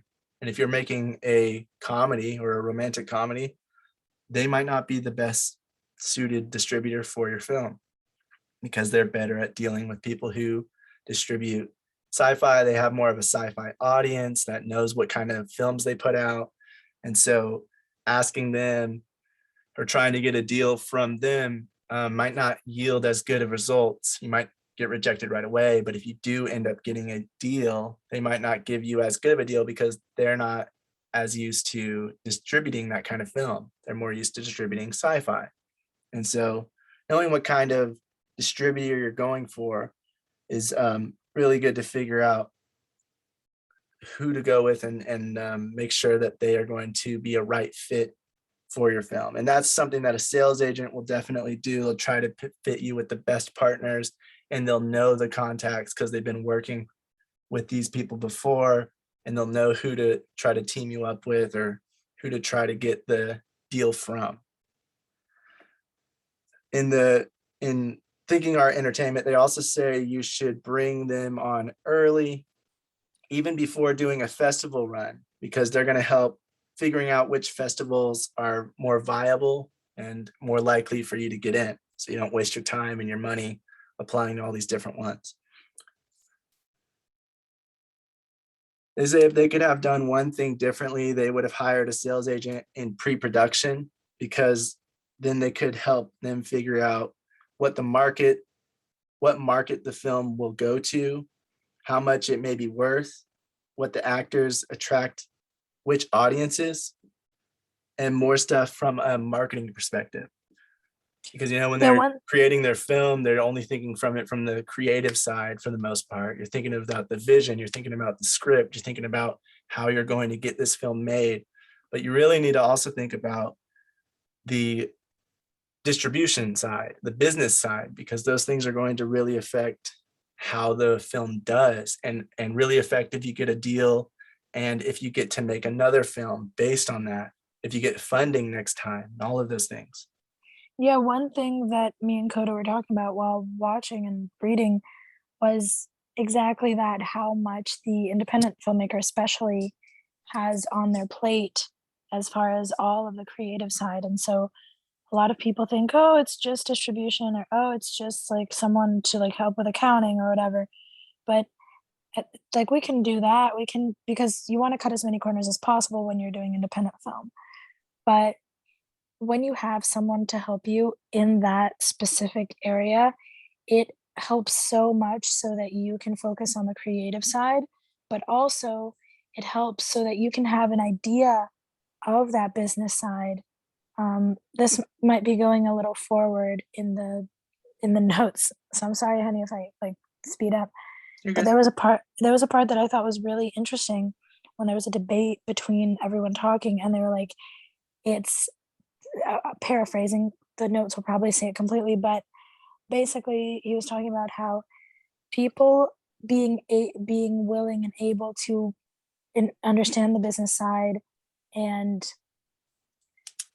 put more effort into the business side of the industry is what differentiates people who make this a career and people who just make it a very expensive hobby, is what he said. And I thought that was interesting because, oh, go ahead. Go ahead. No, I was just gonna be like, yeah, business is tricky, and like my suggestion is always make things as clear cut as possible. It saves a lot of hassle and it keeps your side clear. So, and your rep clear, even if somebody else does something that, you can't control what anyone else is doing. But that's my suggestion on the business side, is just keep it as pro and like upfront, and talk about as much as you can upfront with people before making like business deals, because it'll make your life and their life easier. And peaceful business is the best type of business, in my opinion. Unless you guys have something else to add, but I feel like that's good. When everyone walks away with a business deal pretty happy, that's like a good situation. Yeah, I was just meaning like in the sense of, I know that as creatives, people in this industry, most of them are more like the filmmakers, the directors, they're more focused on the creative side because that's where they shine and that's their talent. But yeah, putting effort into understanding the business side of it, knowing how to hire the right people, what to look for, what to be aware of, how to prepare, and how to think as far as budgeting, how to get someone who knows what they're talking about. Because even if you are hiring someone, you still need a basic understanding so that you can hire that person with confidence, knowing, okay, they do know what they're talking about. Okay, later on, Code is going to mention a few things that, they try to, Film Courage was talking about that. Oh, they sign you and they put something here that they say, oh, well, we'll negotiate this way. And it doesn't always work that way, and it's not always a fair deal. And basically, it really helps, when you're looking for people, for you to know, okay, this person, they understand this and that. They will give me what I want. You'll be able to negotiate your terms a lot better, and the way you want to negotiate the distribution, what you want to be in the contract. Like, all of those things are Yeah. important And for I a think, business for growing in the And industry. also in business and stuff, some people will not be fair. And just if that ever happens, just never work with them again because it's really bad business. One and two, like that would be my suggestion. I mean, getting back and stuff isn't really like the best plan. That's my thing. Is like if somebody does something like, say you have a business and you're like contract 4,000 to do a job, they don't pay you. Well, you're probably just not going to work with them again. Yeah. Right. I mean, I'm not Yeah, going because at a certain point it'll be more expensive to try to like do anything about it then. So that's what really sucks Yeah. about that kind of thing. Time and money is just like it just kind of burns that like bridge a little bit, and it's like Yeah, that. in this industry, it's a lot about, like, you don't neither of them have money, so at the end of the day, one suing the other isn't gonna really make that big of a difference. So it's always trial and error. Obviously, you can't always guess when someone's going to screw you over, but at the end of the day, just being smart, doing your research, and being as prepared as you possibly can, knowing a little bit about everything so that you can go into it and just be Yeah, able to set up the best team that you possibly can. yeah, like Right. and then good business too, like is always like a bonus, right? So like, if you have worked really well with people, then like my suggestion is work with them like often. And like there's a lot of really good people that will be fair in business. Like there's a ton in this industry that are very professional and always Right. like do what they say, and Yeah. you'll do what you say too. So don't like overshoot yourself. If you're new and you need experience, just be honest about it and just work on something lower, and don't set yourself up to like a contract that you can't do, because you'll burn your own reputation, and you want to avoid doing that as much as possible. Same thing, like if you're if somebody really big comes in and kind of like fucks you around a little bit, there's not much you can do about it, but it's like bad business, and eventually it burns themselves anyway. So I just say you don't take it too personal. Yeah, definitely. Ari, I feel Ari like was trying to say something, and Oh, I was go gonna ahead. let him. Go ahead. Sorry. Oh, Yeah, he's been trying for a few seconds. I was just letting you guys talk, but he keeps like trying to. Oh yeah, go I ahead. did. oh yeah, I didn't want to interrupt. Yeah, I had a couple of questions. One of which I think just echoes what was just said. You know, in terms of contracts, um, I think it was Lakota, if I'm pronouncing your name right, Yeah. that mentioned. Oh, perfect. That mentioned that I guess even from pre-production, they're having a sales agent and kind of having someone that can talk to you about and um, just make a plan for how you're gonna sell the film. That really struck me. I'm curious as to how, like, I might be using the wrong phrase, but how the valuation of a film happens from the beginning, like you said, from pre-production, maybe when you're trying to find funding, all the way down to the end, which would be finding distribution deals. I'm wondering if there could be any scenario in which perhaps you sign some kind of deal with some company where they fund your film and maybe they agree to distribute it. However, maybe the terms of the contract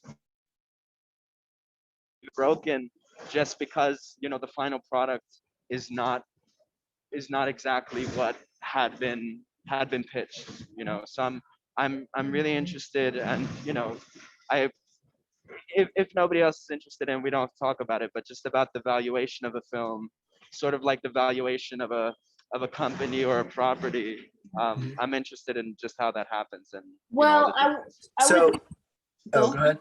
No, you go ahead, Lakota.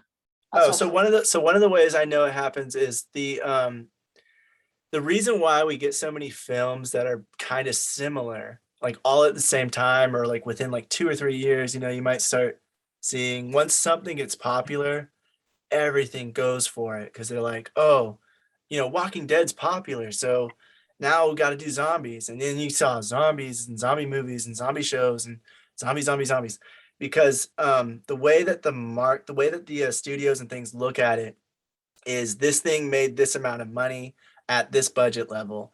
And so that means that other projects at this budget level within the same genre, or within this, you know, going after the same kind of thing, like zombies, for instance, can be around that level. And after they've seen a few films, a few projects get made at different budget levels, they start to kind of realize what the market value is, what the audience is for that project type. They don't, you know, obviously they're like, it really depends on if it's well written and all of that, which is kind of frustrating because they don't take that as much into account, I feel like. Yeah, unfortunately, it's a lot about what's in style right now and what's the latest trend, and that is really frustrating and annoying. Yeah, so like Sometimes 'cause it might be vampire something- movies and vampire shows, after Twilight came out and it struck big, now you got all these vampire stuff and vampire everything, but not everything's going to be written the same way. It's not going to be directed to the same audience. Like not And everything it does is kind of hinder creativity too, because people try to get new ideas there because they're going to be a little more afraid to bet on it unless there's like a name director or a name actor or someone big. And that's another way that they evaluate it, is also like who's in it. And that's one of the ways that they see how much it might make, and on name power alone and that kind of thing. Yeah, and that's why you'll also see whenever there's especially in Hollywood, if there's an actor, Tom Holland, you know, right when he became Spider-Man, all of a sudden he started seeing him in like 5, 6 different movies, because now Hollywood goes, oh, people watch Tom Holland, people like Tom Holland. So now, you know, when he's in the movie, you get a better chance of getting that funding, and oh, now your budget level just went up, the budget you can get from financing, because you have a named actor that's recognizable in there. And so it really depends on that as well. Like she said, like obviously, you know, low budget films are that's hard to get like AAA actors or Hollywood level actors. But if you get somebody who is like B or C level actors that are at least recognizable, rather than just who has like a good experience around there, that people know their name, even if it's not like super famous, but that he's been around the block, people know them, she, and they've, you know, just, they're recognizable enough to where it can up the value of your film at least a little bit, so that people will take a bigger chance on it. That is probably the biggest dichotomy and the biggest frustration in the industry, is it relies a lot on fads and on name brands, like named actors, to evaluate if a film is going to be successful in the company's eyes. But a lot of the films that become successful, or like for a film to become successful, they need to be taken a chance on. And sometimes for something new to come out, sometimes it's necessary to give that gamble. And for an actor to make a name for himself, sometimes he does need to like build another thing. So yeah, it's somewhat of a dichotomy, and it's very frustrating sometimes. But there are good communication is like best too, like if you're doing those kinds of things, because like when you have like no communication, or things just kind of go like really like strange, it can be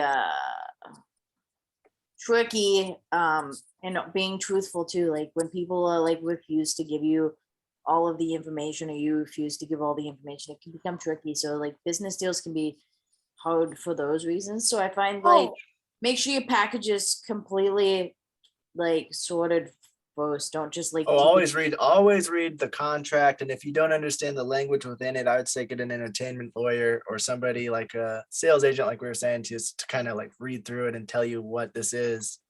But yeah, most people say like with Some contracts, if you consultations are can free. get a entertainment lawyer to review it, because they'll know exactly what these things mean. Because there's a lot of different language and a lot of different, like, if this happens, then that happens. And then if that happens, then we'll do this. And if that happens, then this happens, because there's so many different things that can happen with film, and it can Yeah, I go was all over the also- place. Like I it was can also go ahead. sorry, honey. No, you good. You It finish. can go all over the place. There's, theatrical distribution. There's streaming services. There's the paid ones, the subscription ones, transactional ones like Amazon, if you're going to rent somebody's movie for $3 or if you're going to buy it. And then there's the free ones like Crackle and Tubi and all those that get paid by ad revenue. YouTube is as well, but on a lesser extent. Yeah, do pays you out ad remember revenue. do you remember that video? The woman was saying that because there was, I don't remember, I think it was on Tubi or, I think it was on Amazon or something, one of those streaming platforms, and they decided to take away the movie. Either the streaming platform wasn't successful enough, or they were completely changing their service to be different, and so they were removing a bunch of movies, and one of the creators was like, okay, I guess I'll try putting my movie somewhere else, but their contract specifically stated that, like, oh, if something happens to that company, it's only in that company that your film can stream, can be shown, so it can't go to another place because that company doesn't exist anymore. That company doesn't have that option anymore. And so that sucked, but another thing that someone said a few semesters ago in one of the videos that was really interesting was that is why so many writers, so many creators have like try to make multiple films and they won't make the money right now maybe, but they have like a few things prepared, scripts written, that kind of thing, because these things come in cycles. And it might not be big right now, but a few years from now, your genre, the thing that you made, might be in, and you might be able to get a deal on it. And like depending on like what you do too, like if you like are doing like big films and stuff, I say like gain experience. Like don't just, I'm all for taking risks and stuff, but use like what's called risk management. Don't go to if you've never made even like a small film, don't go to a giant film distribution company and try to make the biggest film ever without any experience. That's like a bad idea. I would suggest always to do stuff on a very small scale, because it's like anything else, it all ties together. So it's like if you could do something on a small scale, it's like, and make it smooth and perfect, then all you have to do to make it on a big scale is blow it up. Like if you can write a really good 15-minute short movie, you're more likely able to write a feature film. If you can write a feature film, you might be able to write a series. Yeah, and that's where another realistic thing that kind of sucks, but is a realistic thing that we have to accept in this industry, is that most of what we make initially will not make its money back. And that is something that is hard, but it's something that we need to accept. A lot of it will be to build your name out there. A lot of it will be to grow your craft. A lot of it will be maybe for award recognition, but monetary, more like 90% of the time in the beginning, you're not gonna reach like all of it back. And going into it with that mindset really helps, so that it's not incredibly frustrating, so that it's not depressing. And like I said, the monetary value of your work can change from year to year, from decade to decade. You have these classics that 10 years later, and now, because people were smart with their contracts and, they never knew, or they made the right choice, or honestly, it's a risky choice either way, because whether you get a contract and you're like, okay, I'll make money at the box office, or I'll make money initially, or I'll make money with DVD sales or with this sales later, you never know. With these things, it's a lot of luck, it's a lot of betting, it's a lot of perfect timing. but all we can do is evaluate it in the sense of evaluating the market, seeing what's popular, seeing what's out there, trying to make something unique enough to where it can stand out, and doing our due diligence as far as our knowledge in contracts, as far as our knowledge in how much we can get as far as funding, like doing whatever we can to make our movie more marketable without, completely removing a soul from it. Right. So I'm gonna jump back in. So going back to like I was what about Ari to was say, asking. Yeah.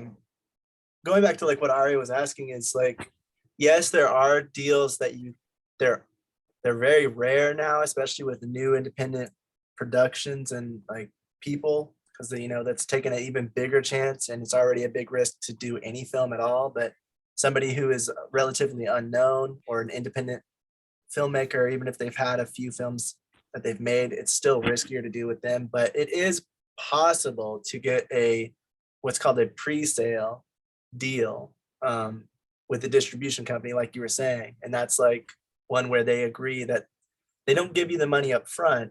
What they say is, if you deliver us this film that you've written and you have it ready by this date, then we will pay this amount for it. So now you base your budget around whatever amount they said, and you have to go out and like get I think it's like financially backed loans, because you have an agreement, a contract from them. So the bank that's giving out the loan is more willing to give it to you because they see, oh, you're actually going to get this money to us later. Got it. Here you go. So you get that loan out, and then you make the movie with it. And once you have it finalized, you have to get it done at a certain time. Once you get it done, then the distribution company will give you that funding and buy it from you. And but in that kind of deal, they're buying the rights to it. So they're usually taking the rights from you and owning it, because they're kind of paying you to make it in a They way. also might change a few things about it. But that's like you were something saying, Ari, it's like they also can back out. So they can say, oh, never mind, that film is not up to standards. You're in pre-production hell, or you're not producing this correctly. You're spending too much money. You're going way over budget. There's no way you're going to be able to finish this thing. So we're going to go ahead and cancel our agreement or take back what we said. And usually they'll have some kind of clause in the contract, which is why it's really important to read it and to understand exactly what they're saying if you do get some kind of deal like that, because there's often something that says, if you are not up to standard, or something, some wording like that. If you're not up to our standard, then we can back out, is in so many words, what they say in the contract. Yeah, So, that's why I don't do say like I stick to contract work. I don't do loan stuff. I mean, I'll work for a distribution company, but I don't know if I would be anytime soon anyway. I need way more experience. I don't know how comfortable you guys would be with that, but but usually they're going to give you a pre-sale deal because they like you or your work or your, something Yeah. like that. They At the end of the don't day, hand those it out to can- everyone. Like, they definitely don't take that Yeah, big of a risk. definitely. And you can always, it's always like pros and cons to everything. Sometimes it can very much get your name out there. It really depends on where in your career you are and all this stuff. yeah, but- make sure that like you've done enough like smaller things before you take on like a bigger project or anything, because you don't want to end up like taking a loan, totally fucking yourself for life. That would be horrible. I wouldn't. Yeah, that's not an okay thing. Or risk. I don't know if you guys. I wouldn't be willing to risk that, but I mean, you guys might be able to be willing. Yeah, some people's risk tolerances are pretty high, so some people do it, but I would recommend against taking out loans on your own. If you have a financially backed agreement, I don't know, I might take it, because it just depends on how much you trust in yourself, honestly, at that point. But And the in other your thing about project. it, the other part of that question was, how much is it worth and how do they know? Well, if it's a distribution company, then and they're giving you an agreement, like a pre-sale, it's because your film, your idea aligns somewhat with what they've already distributed in the past, and it's going to be distributed honey, talking anyway. It's going to be distributed based on like their numbers and how much they think they can get back from this film, and that's where they're coming up with that amount of money, the budget. They're not going to give you a full budget based on like maybe, like I said, maybe you've made a romantic comedy film and they're a distributor that does a lot of romantic comedy distribution, so they know a lot of people and they reach a wide audience that really likes romantic comedies. And they're basing their numbers off of like how much experience you have, your idea, and how closely it matches some of their other stuff that they've done before, as well as the current market and how the current market is reacting to romantic comedies like yours. So is your romantic comedy, young teenagers? Is it older people? Is it a LGBT TQ. film or something like that? How is that selling in the market? And they'll base those numbers off of that and give you some kind of budget depending on how much they think they can make off of it. So if they make usually 500,000 from an independent feature like that, they might give you $200,000 or $300,000 to go ahead and make it, and then try to get some money back from that. Makes sense. It sounds. I mean, That would all be correct me if done I'm like, wrong. yeah. Oh, hold so on, Ari was trying Yeah, to. but- Sorry. Yeah, I was gonna say. money handed over and like Hold you'd on, have Sarah, you're cutting off. Ari. Sarah, yeah, You can go after Ari, but Ari was speaking first. sorry. Oh, I'm sorry. I don't want to cut in, but just correct me if I'm wrong. It really seems like a production line from what I've understood, as in there may be a few companies, the filmmaker being one of them, like involved in different parts of creating this product. The same way that like maybe like let's say the MoMA would make a contract with a company that makes like paper bags, and then they would contract a company that would ship them, and it I'm curious just like about the specifics of that process, and we don't have to go into that now because I understand we kind of have a topic, distribution, and that's kind of what we're going to focus on a little bit. But I'd Last love to semester talk we about- touched on it a little bit on like how to finance your film and stuff like that. It's Yeah, called I like mean- the waterfall. It really depends on how many agreements the filmmaker has made. So if you're trying to, like we said, if you get a sales agent, well, that sales agent is going to be reaching out to distributors. But if you also have investors, then you're making this huge waterfall of like how the money is going to come if you get any revenue from it when it's distributed on a streaming service or in theaters. And then if you add theaters to it, you have that whole agreement between the distribution company and the theater company, because the theater has to make some money somehow. And so it's very interesting and different how it works. And when you're the filmmaker at the bottom, you're the last one to get it, because your crew's going to get it before you, and your investors have to make back their money and then some, and the distributor is going to take their cut, sales agent's going to take their cut, the theater is going to take their cut, and by the time it gets to you, it's much less than it was originally. So hopefully if it's successful, it flows down and you end up making your money back or even more. But that is why it gets really difficult for an independent filmmaker to really make a profit. It's because there's just so many. What you can really hope for, honestly, most people hope just to make their money back, to break even, because then they get money to make another film. They made somebody else money, so now somebody will give them a little bit more money to make their next thing. Because so if you had the theaters, they're going to take some kind of percentage cut from the ticket sales, and they'll give the rest to the distribution center, or not not distribution center, the distribution company. The distribution company is going to take their cut, and they're going to give the rest to the expenses that they've paid as well. So like they're going to take a percentage cut. So maybe they said they'll do your film for 20% of the revenue. And so once the theater takes their cut, they give it to the distributor, and now the distributor has all that money and they're taking their 20% out of it. But then also the distributor might have made a trailer for it. They might have put out some ads for marketing. They might have done the poster art, things like that, because they didn't like the way you were doing it. So they just went ahead and did it themselves so they can market it the right way. But all of that costs them money and labor. So then they're going to take additionally, after their 20% cut, they're going to take those expenses back until those expenses are paid. Then they're going to pass the money down to the next thing. And if you had a sales agent that reached out to that distributor, the sales agent gets their cut, whatever agreement you came up with them. Maybe it was 15%. So now whatever money's left, they're taking their 15% cut out of that. Then it goes to your investors if you had any. So if you had any investors that put in their own money, they have to get most of their return or all of their return before it starts flowing down to the crew and then eventually to you.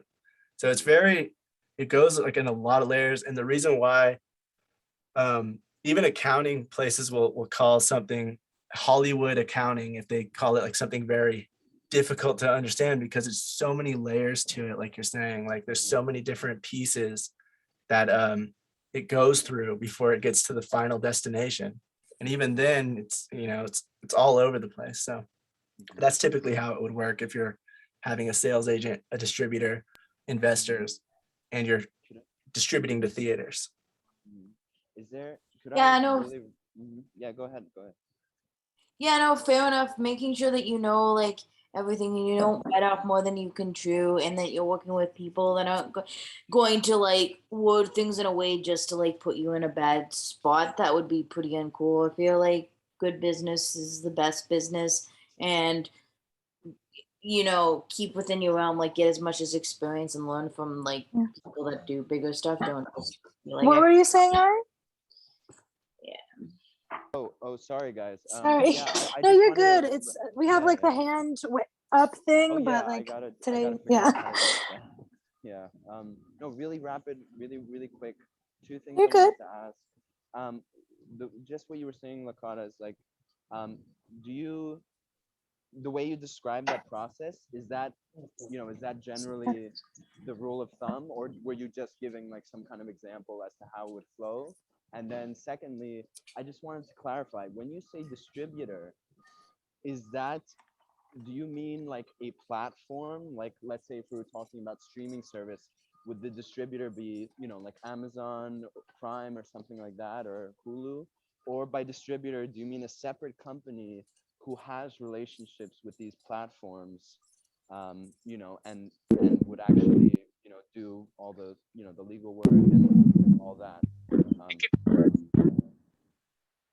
It could be both, because when Netflix originally started, Netflix used to deal with people like normal people. Like you could get your stuff on Netflix, it was a possibility, but now that they've blown up, you can't just go directly to Netflix. You have to have a representative to get your idea there.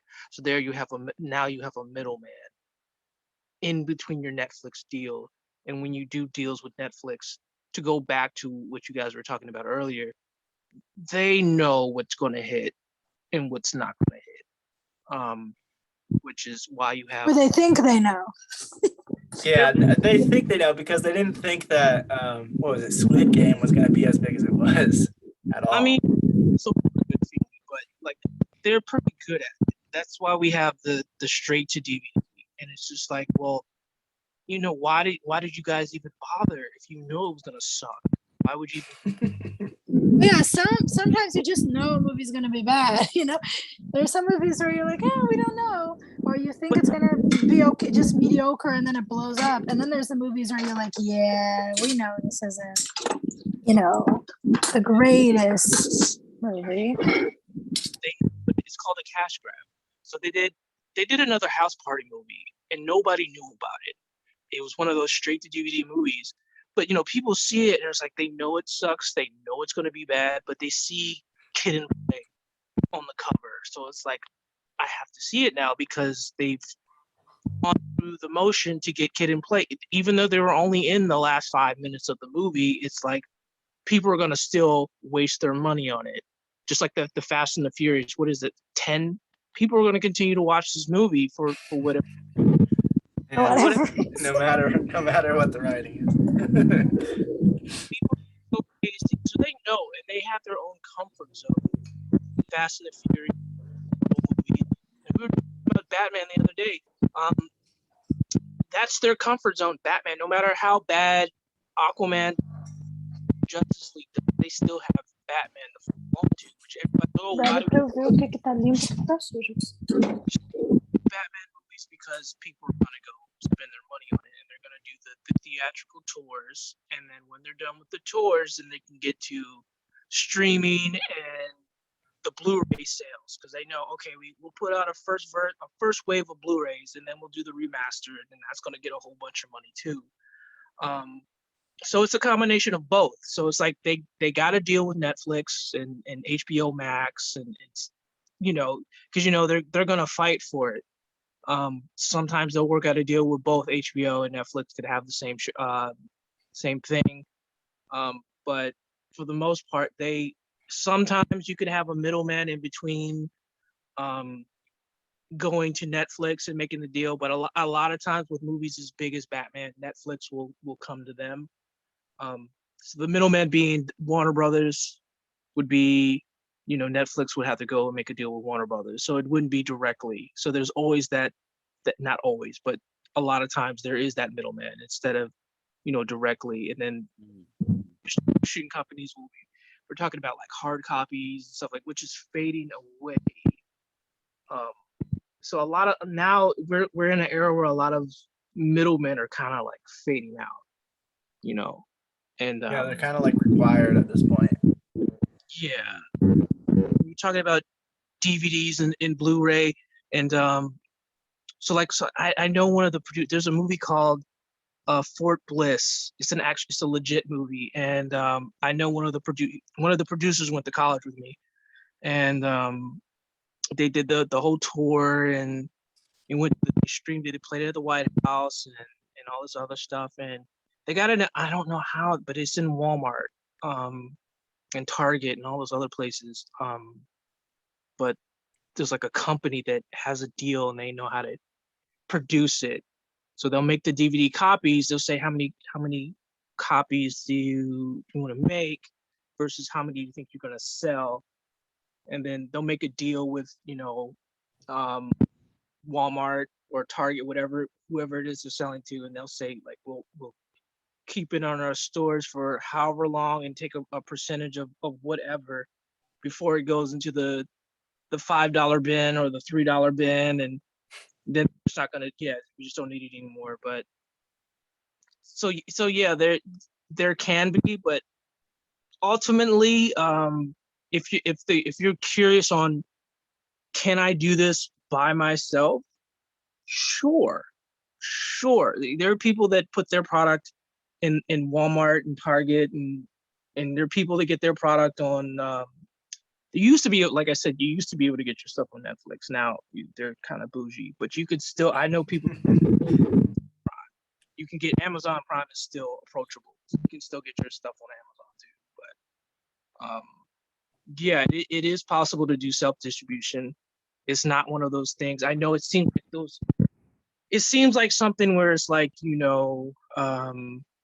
I think it just depends on where what you want to reach, your range, your budget, but I have heard a lot of companies that distribute these kinds of movies that work for like Tubi and all of those like free streaming services, that they're always looking for new creators, and they're always looking for people that want to work with them and stuff like that. Honey, but yeah, so that's always also interesting too.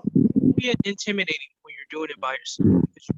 You're up against these big industries, and you're just one sole person, and then they play dirty. Like they play dirt. They will do all kinds of things, like buy each other out, or when a company is failing, the best thing they can do is buy it. I think Blockbuster didn't go that route, but people are looking at like, okay, people are questioning like Elon Musk buying Twitter. I question it because I'm like, I didn't know people still use Twitter, but Oh, don't start that, please. This is a film thing. But Yeah. Yeah, let's please.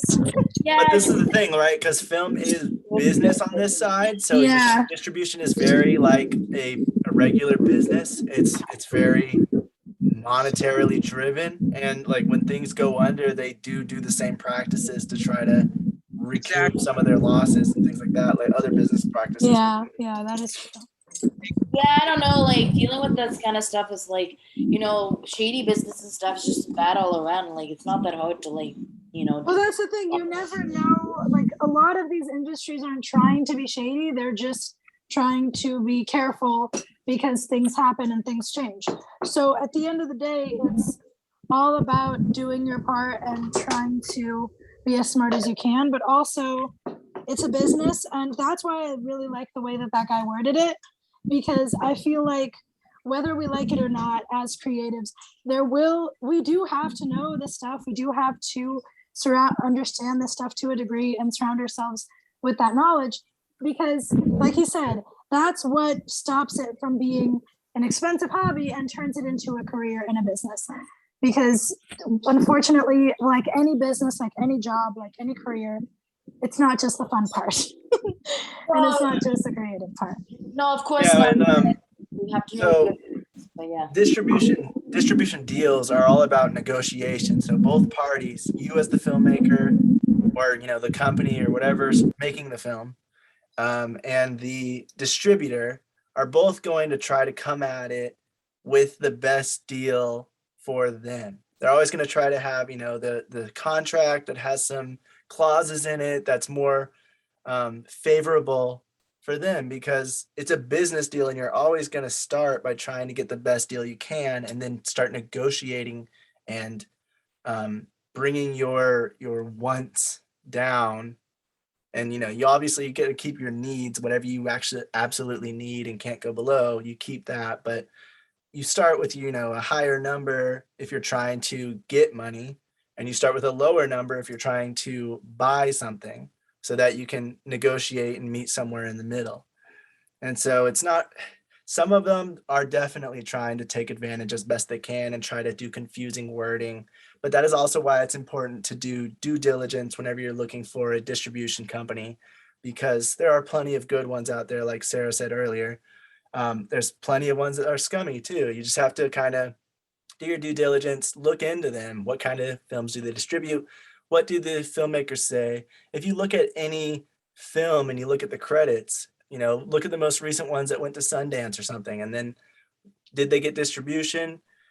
And a lot of distributors, what company like I was their mentioned, distributor? Contact those filmmakers and say, hey, how did your deal go? Did they do anything shady? Did you like them? Did you like working with them? How was the experience? And you can really like start to communicate with a bunch of different filmmakers, and they're happy to help give their experience on these different deals. And if they feel that like is a it's really fair. good, I like that, honey. That's a really good suggestion. Yeah. Especially because recruiters say that too, that when people are looking to give grants, to give, funding, and they see a movie and there's credits and people that they recognize, they read that too. So they are also looking at the credits, and they're also contacting people and creating that network, so that, in the future, if they like their work, they'll contact them, and vice versa. So be networking and being to those and going to those festivals and writing down the names, contacting as many people as you can, building that network really helps you to be safe as well. Know the areas around you, know what's legit, what's not. It's really a lot of networking as well that goes into it. No, yeah, that's go ahead. that's very true on like all of those things. And like, shady business can really turn you off the business for life. So I mean, like, it's best to avoid working with anyone that's gonna be, if you get like a weird vibe or something, but I mean, sometimes people can come up very honest and very upfront and screw you. So I mean, it's not much. That's why it's always, like I said, it's always important to read. Sometimes they have the shady businesses have the best people that are charming, and they feel like they're trusting, so that they can do those business deals and people don't expect it. So that's why it's always important, whether you like the person or not, to get an entertainment lawyer if you can, or sales agent or something if you can, to check over these contracts, because some of them are filled with wording that's going to be a little confusing and hard to understand. Even if you are kind of versed in entertainment, you're still going to have a little bit of trouble if you don't, especially if it's your first time doing it. You're Yeah, not I really going to usually know. stick to contract work so that I feel quite safe in that. So for me personally, I do a lot of contract work. So pretty much it's like you're hired for a small jobs for the day, or like you're hired for like a few weeks to do something that you're within the realm. So if like, hey, I'm gonna contract you to write 100-page script. Okay, I need 6 months, you get it done on time, everything's cool. Then I'm gonna contract you for this or for that, within boundaries. And yeah, or like for me, I usually contract for doing like food and Yeah, I whatever. feel like everyone has their own strategy and their own way that works for There's no, them. like, comfort zone. Unfortunately, there's no one size fits all in the industry, but yeah, once you find something you're comfortable with, sometimes going, beyond your comfort zone is good, but building is always great. Stay within your But comfort just to zone, make exactly. sure, Ari, I'm I gonna just go wanna make back. sure we I was don't gonna go back to Ari's, yeah. Because yeah, I was gonna I say, didn't just to answer it make yet. sure, because I don't want us to go on a tangent and miss his question or miss what he's trying to ask and understand. So yeah. Yeah. So back to your question. You said, is that workflow that I gave earlier, the waterfall, is that the way it is, or just a example? It Brian sort of answered most of this, but it really depends on how many different companies are getting involved. So if you don't get a sales agent, you are still able to get a distributor. And a distributor, I was specifically talking about theatrical distribution. So that wouldn't be streaming sites right then. That would be more distributing it to different theaters. And then the company, the theater company takes money, and then the distributor takes their share, and then they take their expenses, and then they pass it down. And if you had a sales agent, the sales agent takes their cut. And then if you had investors, if it wasn't from the distributor, because sometimes the distributor will give the financing for it, but oftentimes with independent productions, especially now, it's so flooded in the market that they're able to try to buy things that are already made. So they're not really giving out as much money for things to get made. They're just buying things that are already done. But so if you had investors, they would get the next portion, and then obviously paying your crew for their work. And then anything that's left over goes to the filmmaker. And so it's not always that way. Like Brian said, you can self-distribute, and that would be if you were able to get a deal with some kind of streaming service.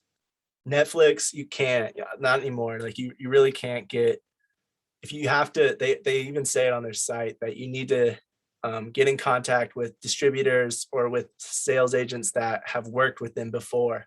So even if it's a sales agent that's professional and done plenty of films, or a distributor, if they haven't worked with Netflix before and you're trying to get on Netflix, it's not likely that they're going to be able to work with you on getting your film on Netflix, because Netflix only takes it from people who have worked with them before now, because they have so many people trying to get on their platform. So the distributor in that case would be a separate company that's getting the film onto those platforms. If you're self-distributing, you would be trying to get it directly onto those platforms by contacting them. And that is possible for some of the newer ones, or some of the free ones that use ads, something like Crackle, or something like what's it called? Tubi. Those kinds of things, you're able to maybe contact them and strike a deal. But generally speaking, to get on those platforms, you do need a separate distributor that knows how to work with them and knows what they need, because they need professional concept art, they need a trailer, and they need the legality of everything to be correct. I think Vish in the comments said earlier about errors and omission insurance, which is called E&O insurance. And that's like, if you missed anything, if you forgot to sign a contract, then that person, if they try to sue us as the distributor company, we will be able to use that insurance that you paid for to get the money back, pretty much. And so there's a lot of things like that where it'll affect the whole waterfall. Wait, Sarah, and then there was one last thing that you were trying to What was it? What was the other part of the question? No. I think you guys totally answered my question and like above and beyond. That was basically it. You know, kind of that, kind of the like the flow of revenue, and you know just what a distributor would mean. You know, in this contemporary context in the industry right now. So no, that was great. Thank you. Oh, okay, got you. And Sarah, you were trying to say something? Oh, just on like, you know, when you're dealing with these kinds of things, you would be working with a distributor. You're not gonna, if you're making a film or you have a script or you're producing something, you're not doing it all yourself. That's insane. So I mean, Well, some people do. Hmm? Some people do, though. Some people are able to fund it or find individual investors themselves, and then they self-distribute it as well.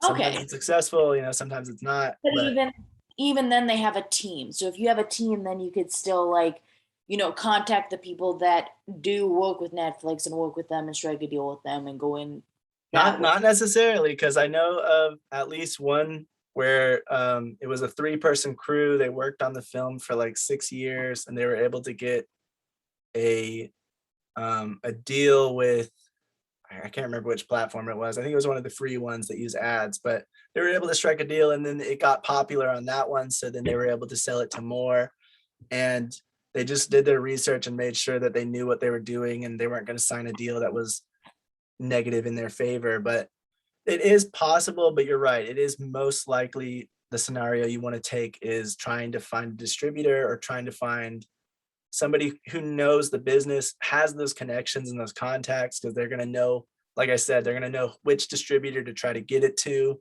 because they're going to work with specific films and have a specific audience. They're going to Yeah. know the people, they're going to know the business, and they're going to know how to try to strike the best deal for you so that they can get their best deal for themselves as well. Yeah, definitely. And I mean, both are viable. I mean, you might want to start out even trying to sell to a smaller distribution so that you understand how that works. And then it would be even easier as well to come in working with a bigger distribution, such as Netflix too. Because I mean, then it's like, yeah, well, have you ever distributed before? Yeah, actually, we've had success with our movies on these 3 platforms. And then you can talk to them too. So, I mean, Yeah. as That's well. true. You And the know, more successful it is on other things, the more that the other platforms are going to want it as well. exactly. So if you have something that's like, you know, worth 200,000 that you put in and you made, you know, 250 comes back. So you pay off yourself. You made a little bit of money on it. So then you have a bigger budget. Then you're able to distribute to like the bigger platforms and stuff, you know. And with plus, then the next project you try to do, you're more likely to get people interested because, hey, that person made their money back and then some. So that's what we want. Exactly. So then if the more you could do that, that's more important on the business side of things is not just a one-off, but like if you're able to like say like Hallmark, they don't make the biggest budget films ever, but like they make lots of films and they all make money. So that's how they're able to like stay in business in those kinds of retrospects, because they're not even all the same. They're all different movies, but it's all within one genre subtype, and they have like a specific channel that they sell to. And so, you know, they're making movies all the time. If one doesn't make much money or goes under a little, they can, you know, cover it because all these other movies are making a lot of money, which is nice. So it's good to get into that if you're going to be doing movies all the time, to get into that flow and don't be like, this one movie needs to be the biggest hit so that we can make all the money back. I don't like that kind of view on things. I prefer the like, better, safer, you know, you spend 200K, you make 250. Okay, you're selling to these smaller distribution companies. That worked out really well. Let's do something similar but different, because you can't do the exact same movie, of course. Right. But a within little the bit bigger, and then to keep stepping up as you go, right? or even keep it the same for a while. Like say do 5 on the same level of 200. Then it should bring back money, but with all in a genre subtype. So if you're doing horror, be like, okay, this is another, you know, movie that slides in with what our branding is for our company. If you're doing romantic comedy, then it's like, okay, this one movie we sold and made a lot of money back, so the next one we're gonna do another romantic comedy. And you know, you don't always be in a hurry to just make the bigger I big- would just make a caveat to that, because you do want to be careful not to be tight, like not to just, for example, become an A21, although I think that's what they want. But What's like, an don't A21? become that company. I think it's called A21. I could be wrong. That company that makes all those weird movies, even though apparently Weird. some of them are good. Is Some it of them are A21 good. or A24? I think it's A24 probably. But yeah, just be careful not to make it to where, oh, you're known for this genre, and then when you make that, when you start to change your genres, you might flop because of that, because people are so used to you as one thing or the other. Just Just be okay to experiment, but don't pin yourself in one hole either. Like, try to find the balance between that. Work your craft, build it, try to find your comfort zone and what you're good at and where you thrive. But don't be afraid to experiment every now and then. Is all. I disagree. Like, if you find a typecast and it works, and you're making, like, especially if you're selling big movies and stuff, you made a movie with 500K, it comes back at 700K, and you do that like 2 movies a year, you're making 400K a year for your company. That's not bad. Maybe you could build I it. suppose it Yeah, depends. it all comes down to if you yeah. enjoy it or if you are trying to branch out to other things. Yeah, Because if you're once you get fulfilled. typecast, it is hard to branch out to other things for both actors and filmmakers.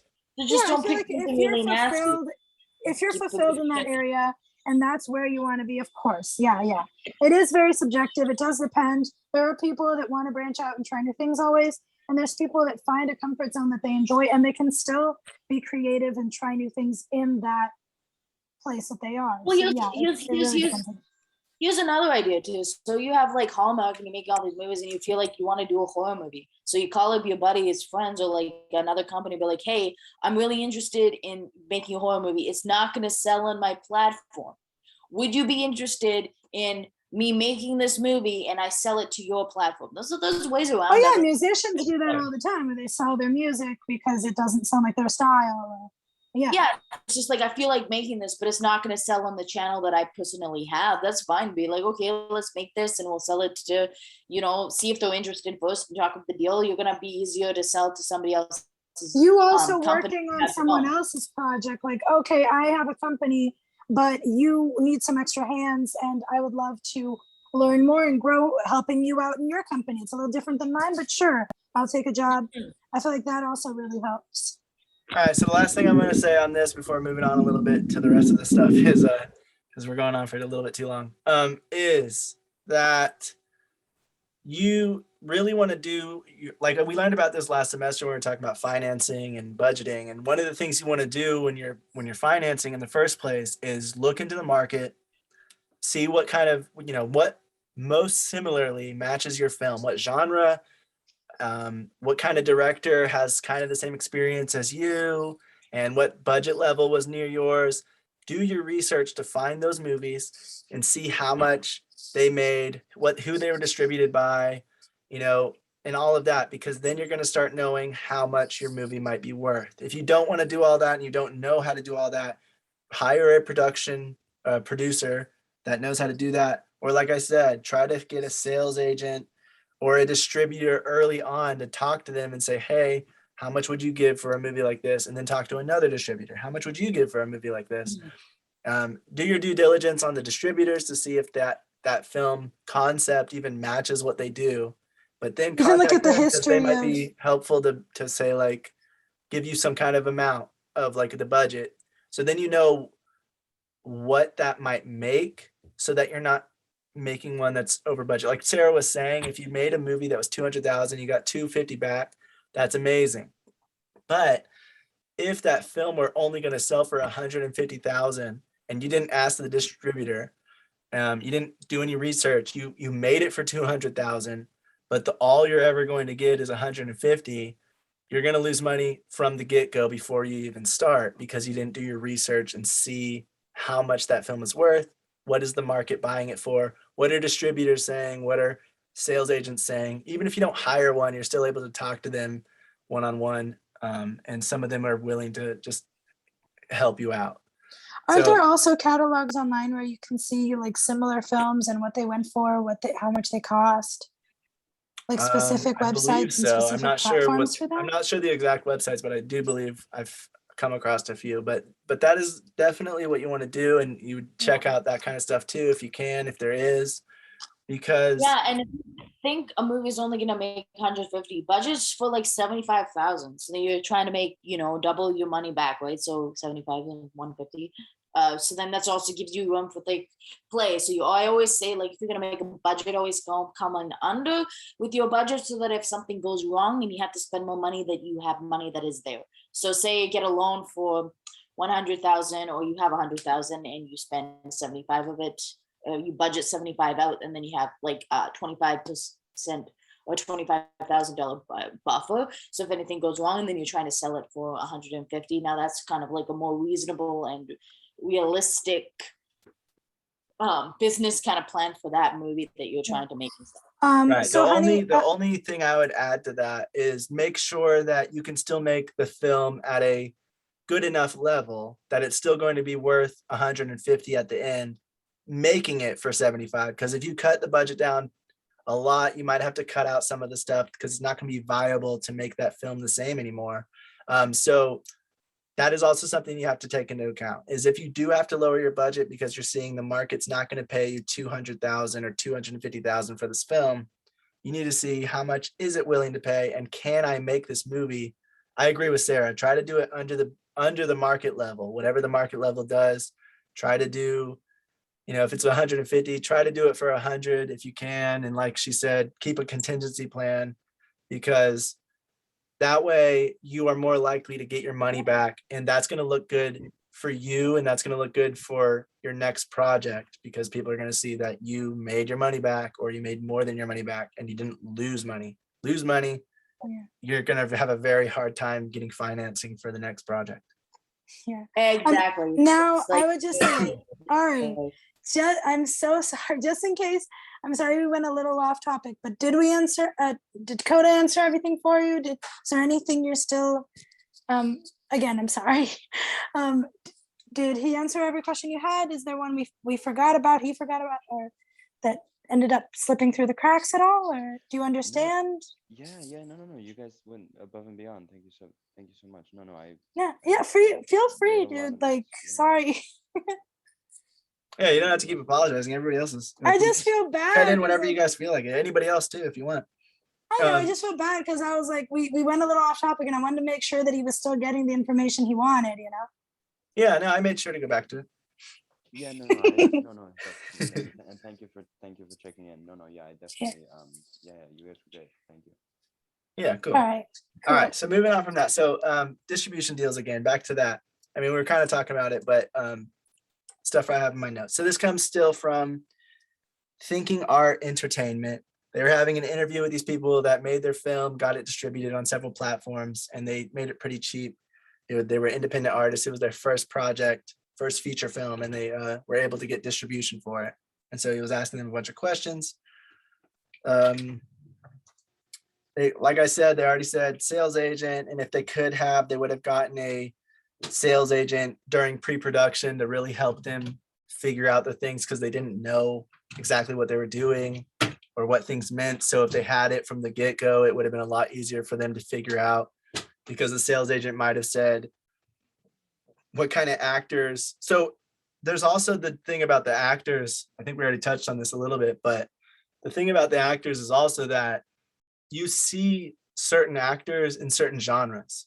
So sometimes you'll see somebody who was from a sci-fi show, maybe like Battlestar Galactica, and you see one of the actors, and then you're going to see them later. I think the girl who played Starbuck, actually, she was most recently, what I saw her in is some sci-fi show on Netflix. And so, it's the same genre, and it's recognizable face, and she's recognizable because of her past roles in that genre. So some actors will attract audiences for certain genres. And so certain sales agents or distributors, if you're talking to them in pre-production, they might try to get you to, if you're making a sci-fi, try to get some actors who have been in sci-fi before. Why? Because then the people who have seen them and liked them and like sci-fi because they're watching sci-fi and that's where they've seen them, are more likely to come and see your film or your show or whatever it is because that actor is in it. So that was another thing that they were talking about is sales agents will really help you figure out which actors are best for your project and which ones to go after. So you're not just wasting your time emailing everyone across the whole board of actors that you know. They also recommend getting an entertainment lawyer, like I said, all of the contracts, making sure that the deals are good, they're viable, there's no wording that's going to be misconstrued, or even if it's standard for the distributor to have that wording in there, it might not be beneficial for you, and the entertainment lawyer will point it out. And then they might be completely free and willing to take out that wording and redo the contract to make it more in your favor, because they just automatically had that standard in there to benefit them. But that's why the entertainment lawyer will really point those things out and let you know, this is what this means. This is what's going to happen if this happens. So are you okay with that? Or do you want to try to take that out of the contract or change that or do something with that? He said, if you can't afford a entertainment lawyer, some states actually offer pro bono services for artists. So you can look up locally in your state if that's available. Some will give you free consultation just because you are an artist working on films. And so they'll give you, they won't charge you for it, just depending on what it's for. He also mentioned that some law schools have their students team up with locals that need lawyers, because they're in law school, they're trying to learn all this stuff and figure out how to do it, and they need to make sure that they're doing it well. So some law schools will actually team up local people that need law advice with a student from their law school, and then they'll have like a certified lawyer overview the work of the student. So the student will do the grunt work and the blunt of the work, and then the certified lawyer will just review it and make sure everything's good and that they didn't miss anything and stuff like that. So some students in a law school that are specifically studying entertainment law might be willing to help just because they're trying to learn and get experience in that area. So even if you don't have the money to actually hire an entertainment lawyer straight off the bat, you can always look for these alternate ways of seeing if other people can look at these things to make sure these contracts are good. There's no back end deals and back end things happening that are going to screw you later. This next stuff comes from Film Courage. It's from the letter B in the syllabus, 7 things you should know about a film distribution deal by Jeff Deverett. Jeff, I think it's Deverett or Deverett. Either way, he's made he's made several films and produced them and sold them. So he's talking about some of his experiences. You should plan to spend about 4 to 5 months, according to him, you should plan to spend about 4 to 5 months on distribution prep. So if you've never done it before, he says, plan to spend about 4 to 5 months after you're done filming, after it's finalized, to really work out all the distribution stuff that you're going to need so that you can approach distributors and you have all of the things that they're going to want. So there's no waiting, because you don't want to get a deal and then have to take 5 to 6 months to put it all together, because by that point they might back out and be like, you're taking too long, we're moving on. So you want to kind of have as much as you can ready beforehand so that it's good to go as much as possible. Obviously there's probably going to be some stuff that you didn't take into account or that's specific to that distributor that they want, but the majority of distributors are going to want most of the same things. Also, if you're self-distributing, that's going to go towards putting it out to marketing and stuff like that. So if you're self-distributing, he said to still even plan 4 to 5 months after the fact, because you're going to have to market it out. You're going to have to show it on social media and, try to get attention to it as much as possible, because you don't have any help in marketing. The distributor sometimes will help with marketing depending on what deal you have, but if you're self-distributing, it's all on you. So you have to make sure that you're trying to take the time needed to really get this film out there, to get it seen, so that you can start making that revenue and getting that money back. You need to get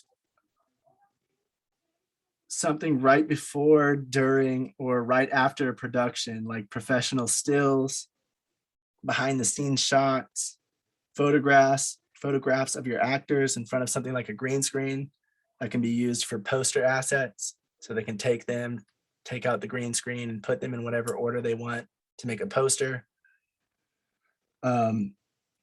Also, a trailer will need to be created at some point prior to going for a deal.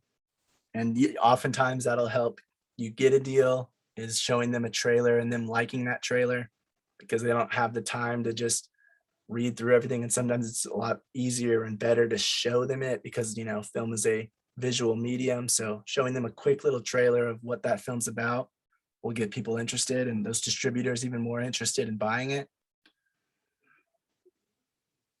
And so, like, if you're going into it like that, you already know what you need. You can kind of get some of the stuff knocked out as you're going through pre-production and production.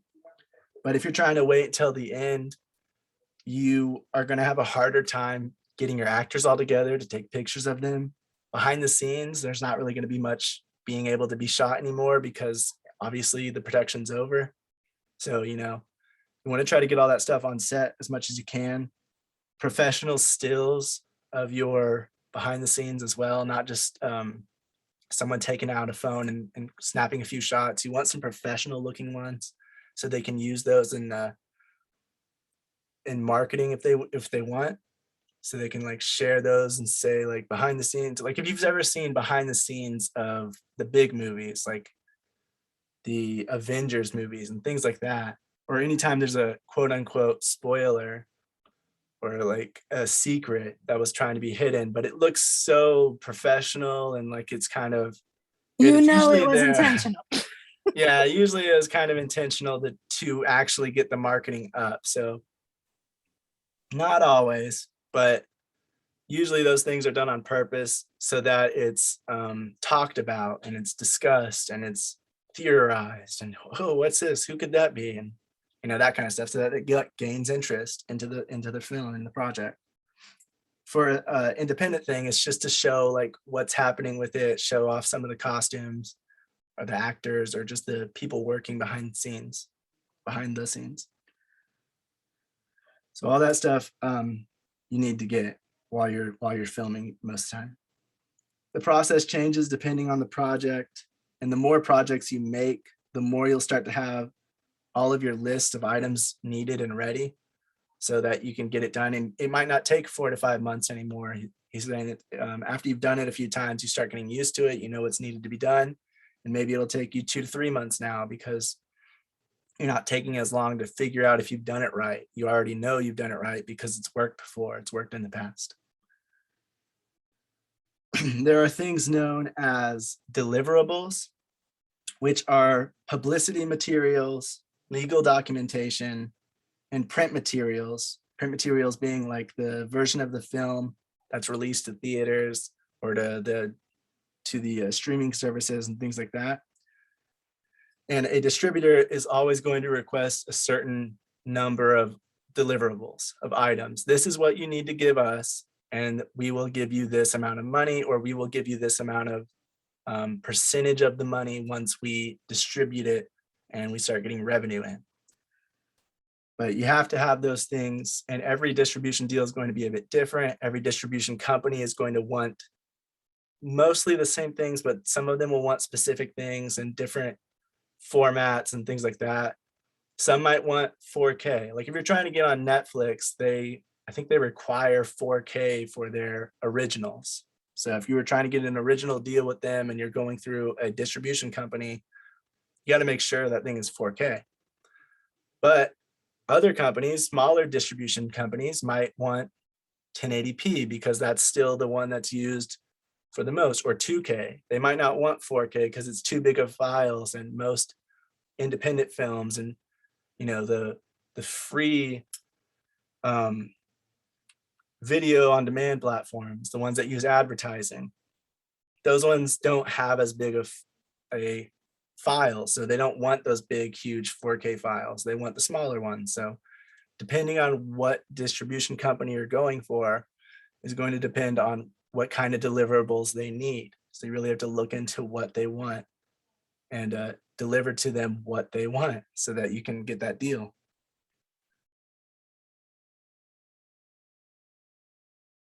The more of these items that a distributor has to do, it's going to cost more in the form of fees because it's going to be extra labor on their part.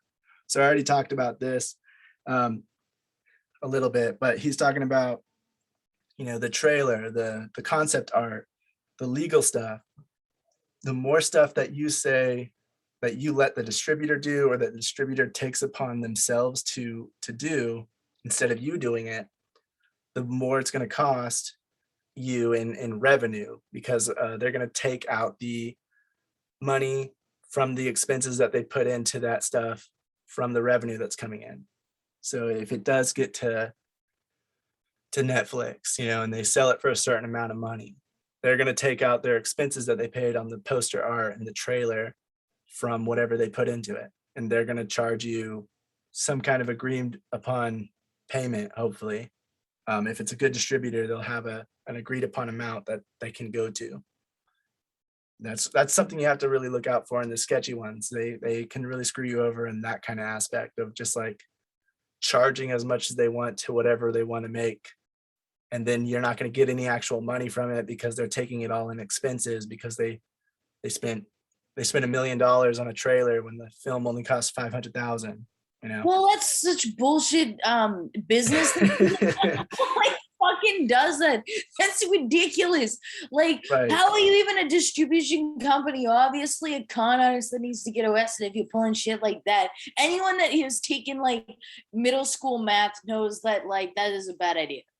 Right. Like, So that's what I'm saying. That's why you have to look out for it. Not everyone's going to do that. Not everyone's going to try for that, but you never know. people can screw you and put you into like the corner hole. It's not funny. It's not funny. That is not a good time. I know, it's just funny, the reaction. Yeah, like you might burn somebody who never wants to like have anything to do with film for the rest of their life. Like fucking uncool. Yeah, All right, like so I would just say, just be like, you know, in business and stuff, it's all fun and games, like poke fun while you're making films and stuff, but make sure that you know, everyone's doing it right. And if you notice somebody isn't doing something right, say something and fix it. Don't just, you know, stand there and like not, you know, that's stupid. It's just like, well, hey, don't just not say anything when you notice some guy is like, we're gonna make a film for 500,000 that's only gonna sell for 3. Say something, like be like, that's a bad idea, man. Are you okay? Is there something wrong? Because like anyone knows that 5 is more than 3, so maybe there's something wrong going on. Maybe the person's having a stroke and is unable to like, you know, do business. Maybe they're usually like, say you're dealing with somebody. This is like just really random, but who usually is, you know, makes movies all the time. They're selling for 300 and they're budgeted to sell it for 400,000, right? And then suddenly those budgeting 500,000 for something that's going to sell for 200,000 and you notice other weird stuff. It's like, okay, maybe there's something wrong here. So don't be afraid to say something, even if it's like a person. If you notice that they're doing good work all the time and suddenly something goes like really weird or wrong, I mean, this is a first aid point of view. Just do something about that. Like imagine working on a production and the director just starts doing something really weird. Be like, okay, this might be a real issue. And so I would, yeah. So don't be afraid to say something is kind of what I'm saying. Cause like, you know, at the end of the day, everyone is human and things can go wrong. And that's why you have, you know, the first aid and the ambulance teams and things like that, especially when you're dealing with anything that could be dangerous. Right. And then so like bringing that back to distribution companies, it's like if the company screwed over somebody, they are going to tell you if you ask them. So you have to see who. That's the reason you want to do that due diligence and check into that company, because if I got screwed over and they did that to me and they made a trailer for $1 million when the film cost 500,000 because they wanted to take it out of their expense fees, you know, that they had in their contract, then I can't do anything about it because legally it's in the contract that I signed and I agreed to it. But if somebody else comes to me and says, hey, I saw that you worked with distribution company ABC, do you like them? And I'll be like, no, this is why, this is what they did to me. And then they will not go to them. So if you're looking for a distribution company, make sure to look into the people that have been distributed by them and then contact those people. You can find their information on the web pages and everything else about that film that they made. Or you can look up their name on like Facebook and stuff, and you can usually find them because they'll have like Filmmaker and they'll show pictures of their project that they've made in the past that matches to what you saw on the distributor site. And then contact them and be like, hey, I saw you worked with that person. How did you like it? And they can tell you whether it was a bad or good deal. And then you can make the decision and have hopefully a good experience with them as well if that person did. Or you can avoid them if that person had a bad experience. Yeah, that's true, and so that you could burn yourself too, because like at the end of the day, if you screw people over, it eventually does come back to you. So I mean, if accidents happen, take caution and do your best business, and don't like businesses that screw other businesses over. Like oftentimes they die. So a bigger business will come around and like who runs something properly, and will like be like, yeah, no, especially in like the film kind of industry too, because it's like there's like a lot of people that work on these kinds of films, and if you do something really bad or shady, like people it can cause a real big issue with a lot of people. So yeah, I don't know. All right. So if you are trying to do things, so some things people try to do, because distributing companies, they do take out those fees for the expenses that they've done. Hopefully in the deal, like I said, hopefully there's something that says how much they're going to do. They're not going to go over this amount making the trailer and the concept art and all of that, because that's going to start costing too much. So they stay within that budget. And then some people will try to, because it does get expensive, like the distributor, when they are the ones that are in charge of that extra stuff, let's say the concept art, and they're trying to get on a streaming platform, they're going to need a concept art that is eye-grabbing and that's going to stop people from scrolling down the movie list and stop on yours and click it. And that's the main thing that concept art is for. Whereas if it was going to a theater, they can make a movie poster that just looks really cool and has a bunch of people that are really small and a bunch of stuff to it. The stuff that goes on a streaming platform is a bit more simple and eye-grabbing, because it needs to really display everything on those tiny screens, especially if someone's on their phone and they're just scrolling through. It still needs to be good enough to capture their attention. So a distributor will sometimes want to take over for that because they know how they want to market your film. They know what's going to work and what's not. Sometimes it's going to be better for them to do it.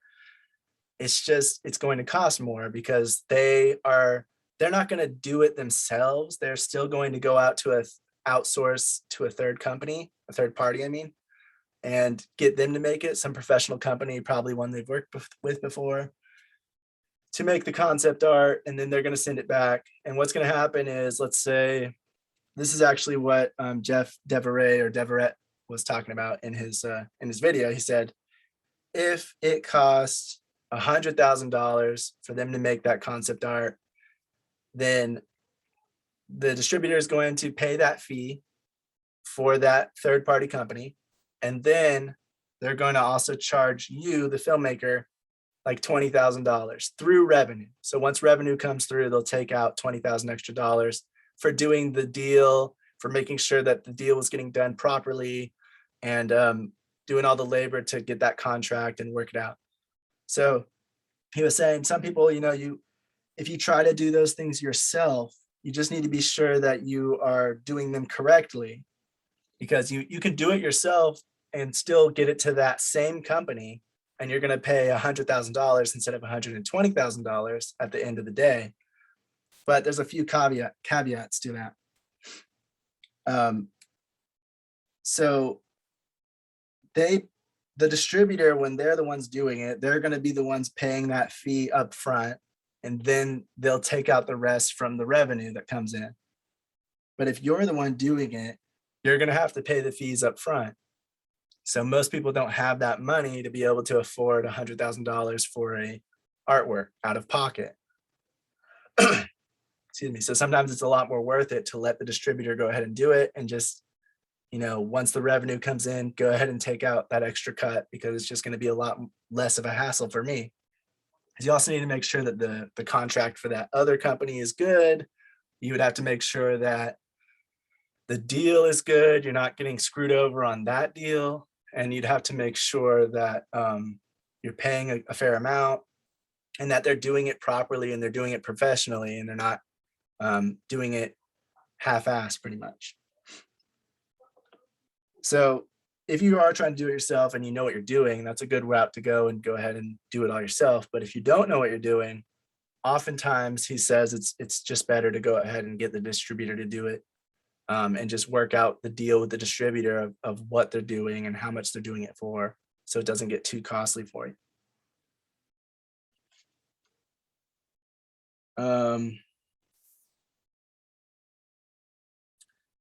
Then he was talking about the waterfall, which I already talked about as well. So if a distributor is working on a 30% fee and they've spent money on some of the deliverables, how it's going to work if $100 comes in from the revenue is $30 goes to them, 30% for their fee. Then if they've spent, let's say, $90 on deliverables, they're going to take out the other $70 for themselves and wait for more revenue to come over. There's still going to be $20 owed to them if they spent that much on deliverables. But if you have a good distribution deal, the distributor is going to wait for the next revenue stream to come in. If you have a bad distributor or a bad distribution deal, something that's not really supposed to happen is they will bill you for the last $20. So he says, you know, that shouldn't happen. That's another sketchy thing where the distributor should take their fees and costs, always offset it from the revenue that comes in from the film. So be sure to check that deal that you're being offered and make sure that it's a good deal, because if some distribution companies very eager to get your film and they're very like, ooh, great, I'll pay you this much, and it's an extraordinary amount. Just be sure you know what you're getting into, because they could pull something like that where they're going to bill you anything that they don't make from the revenue streams. Most distribution deals and most distribution companies don't do that. Most of them just offset it from the revenue. But there are some, and some deals and some stories you'll hear where people got ripped off because they got billed for the rest of the expenses because the revenue didn't come in and it wasn't enough to offset what the distributor spent on the expenses. So that's just something to keep an eye out for. There's a few things to keep an eye out for. Just, you know, pay attention to all that stuff. But this is why it's good to just hire an entertainment lawyer if you can. Anyway, moving on. This is from Filmmaking Stuff. That's the name of their channel. And how to get film distribution, letter F. Some surefire ways to get a distribution deal are having named actors in your cast. Already talked about that. Someone who's recognizable. The other, of course, is relationships with the distributors or with the sales agents or companies and things like that. So if you don't have any relationships with those people, consider hiring somebody that does, somebody who has those connections and knows who to bring it to. So I've heard of stories where the director it was their first film, they don't have those connections, but they hired a producer that knew people and believed in their project, and that producer was able to get it distributed or get a distribution deal on it because they knew those distributors and they've worked with them before, and they were like, hey, I have this film and I really believe in it. You know, it's from this new director, but trust me, he knows what he's doing, all of that stuff. So if you are able to try to find somebody who has those connections, even if you don't, and then once you start making those connections, try to maintain them if you can, so that you can work with them later, or next project and project after that, all of that, to keep getting more of these distribution deals. And that's how it's done. And that's how this industry works, is a lot of like relationships. And I know this guy and I've worked with him before. I trust in him. and that kind of thing. So once you build those relationships, it's a lot easier to get your next project funded and distributed and all of that. But for the first time, try to get somebody else who has worked on those projects. Yeah, and don't be afraid to be typecast, because like if you're making a lot of money in a typecast, I mean, there's absolutely nothing wrong with running a beautiful, long-standing career with typecast, and then, you know, building your own little side projects on the side, and then deciding if you're gonna like sell it to like small like companies or whatever. It's not really a big deal. It's better than you know, being too floundering. Like if you have something that works really well, don't mess with it too much. I mean, a little bit here. I'm not saying, you know, don't take chances. Just be reasonable and, you know, think about things too, and make a point. So if you already branded and you're already like working in like one section for a long time, and you want to change your typecast, it's going to take a lot more thought and process into actually doing that. So. And switching direction. So it's just a couple other comments on like when you find something that's like working really well and you have a good flow, like it's a good thing. Mm-hmm. Yeah, definitely. Especially if you like doing that that genre or whatever it is, like then just keep doing it if it's working. And if it's not, sometimes people are able to spread out after they've done, you know, 2 or 3 horror films. They go, okay, I want to do a drama now, or I want to do something else. And they are more trusted because of their previous work, even if it's not in the same genre. So there is that as well. It's not always going to be this or not, you know, this genre or nothing. Sometimes you'll be able to, if you've had previous work, especially, it'll be a lot easier for you to get the next thing, because you already know the people and you know how it works. So you're already one step ahead of everyone else who's brand new to starting it.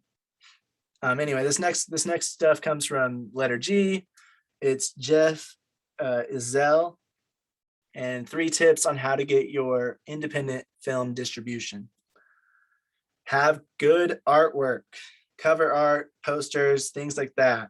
You want to do it professionally. If you don't know how to do it professionally, get somebody who can, because that is going to be the first thing that a distributor, or if you're self-distributing, that's the first thing that your audience is going to see and the first thing that's going to catch their attention. Have a good trailer. Distributors may decide to make their own trailer later, but having an amazing trailer will at least draw them in. So that's the other thing he says. Like I said, some distributors are going to require different things. Even reputable distributors will differ in what they offer and what they require from the filmmaker.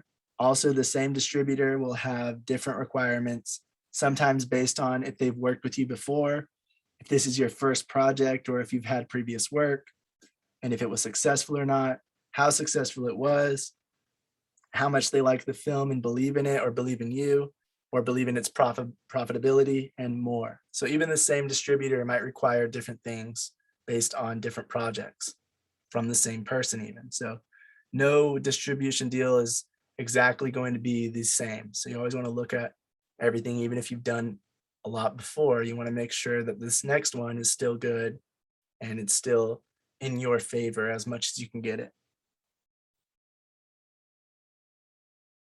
We'll delve a little deeper into some of these different topics within this later this semester, but distribution deals will have a few of the rights.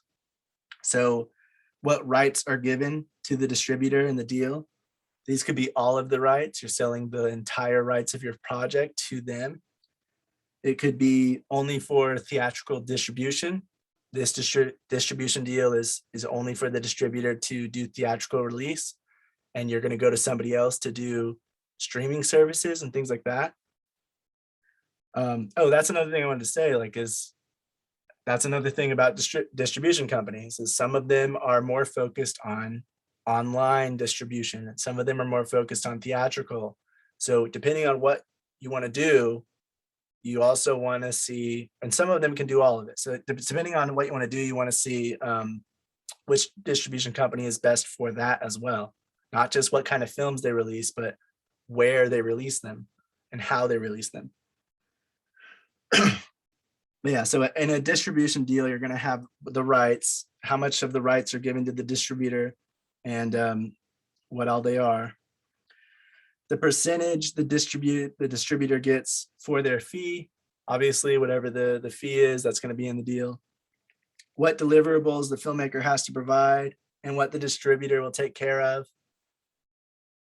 Whether there's a minimum guarantee, which that means they'll give you a certain amount regardless if the film makes that amount of money or not. So that's like upfront money, saying we're not really upfront, but it's saying no matter what, if you agree to this deal with us, we'll give you this amount of money. And then if we make more, it'll be broken into our different percentages. So if they do that, they really trust in your film to make profitability, and it's a pretty good thing. But don't be fooled into accepting a low minimum guarantee if the percentage that they're trying to give you is also low. Make sure that it works out in your favor still. Do the math on it. But yeah, it'll say whether they have that, the minimum guarantee, so they're going to pay you no matter what, or if it's all going to come from the back end of revenue streams. You don't get a dime until this movie starts making money, that kind of thing. Where the distribution happens, you know, what the territories are, whether it's international, which countries are they going to try to do it in, or what company are they going to try to sign with that's going to do it international. What states are they doing it in? Are they doing it in all of it or just, you know, part of it? All of that stuff's going to be involved in the deal.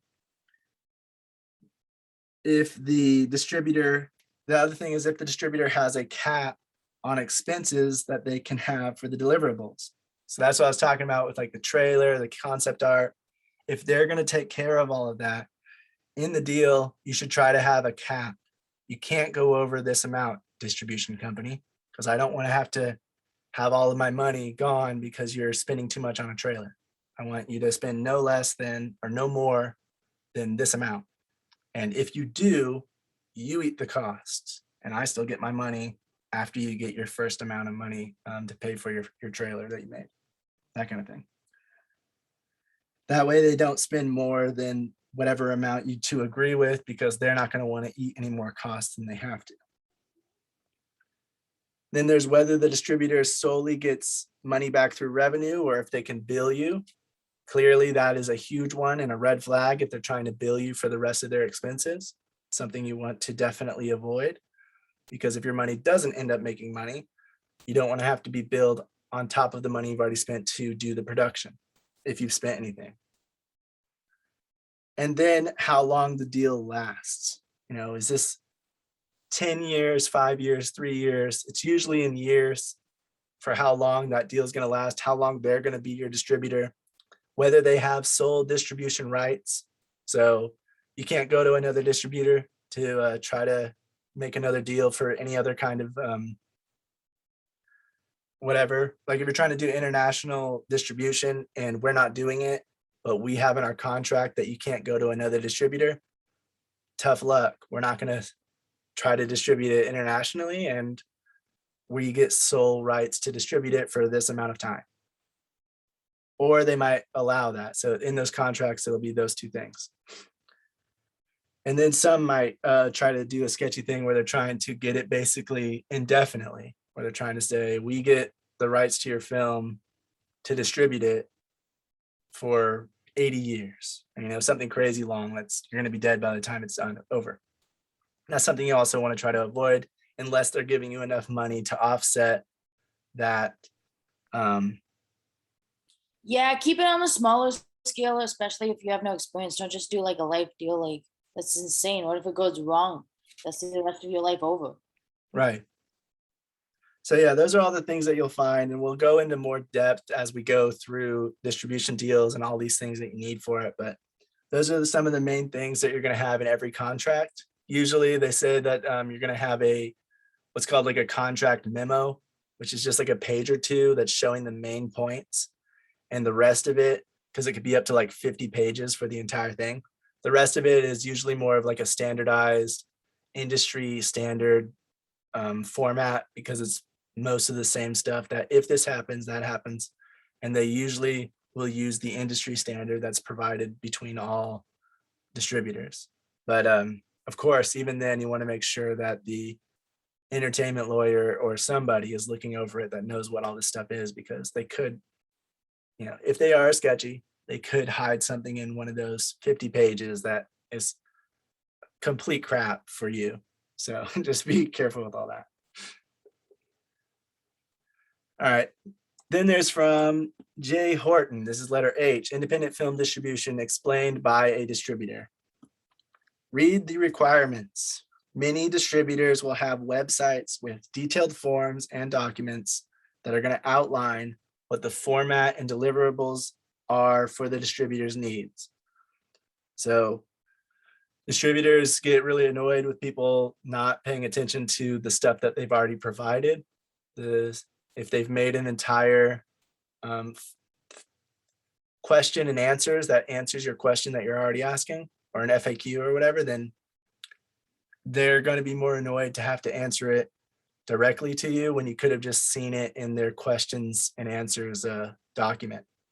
And the same thing with what they need, the details of the format that they're going to need it in. Like I was saying, they might need it in 1080p, or they might want it in 4K, or they might want both.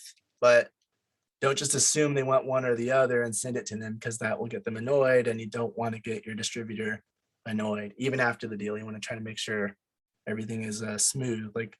Like Sarah was saying, try to have peaceful business. And the best way to do that is paying attention to what they've already done, what they've already provided you. If they sent you a long email that's explaining everything, go over it once, go over it twice, make sure you understand it all, and make sure that you have it right, so that when you send it to them, they have everything they need, and they don't have to resend you an email saying, hey, you forgot to do this, or hey, we can't use that format, we've explained this in the email, blah, blah, blah, blah. So just pay attention to that stuff. She said the number one biggest issue they have is people actually sending in a higher resolution format or an incorrect audio format than what they need. She said in hers, they need the 1080p, and most people just assume that they're going to want the 4K. And she's like, that's good on top of the 1080p, but we need the 1080p. So that just slows down the whole process. And we already told them this, they just didn't pay attention. And then the audio format they needed for this specific distribution company said they wanted it in stereo. They said 5.1 surround sounds cool. And we don't want double mono, which is just the same mono track copied. We want an actual stereo track. So make sure you send that to us in the format we need it. And she said those are the two biggest things that people mess up on, because they just assume you want the best of the best. So you want that 5.1 surround sound, and you want the 4K. She's like, well, we're independent projects, so we're trying to distribute the stuff that doesn't actually use those. Maybe for a professional industry-wide thing, they might do that, but for an independent project, you're actually more likely going to need the lower resolution and the different audio format to get it into other projects and things. Because all these platforms and things, they all have certain formats and certain requirements that they need to display the film in. So they have it on their website, and so that whatever distribution company you're going through, they're going to know the most generalized thing that they need, because they know which platforms that they go after. And so they're going to know exactly what you need to send them, and they'll let you know. You just got to pay attention to it. She also said that filmmakers really need to embrace, independent filmmakers really need to embrace what she calls post-post.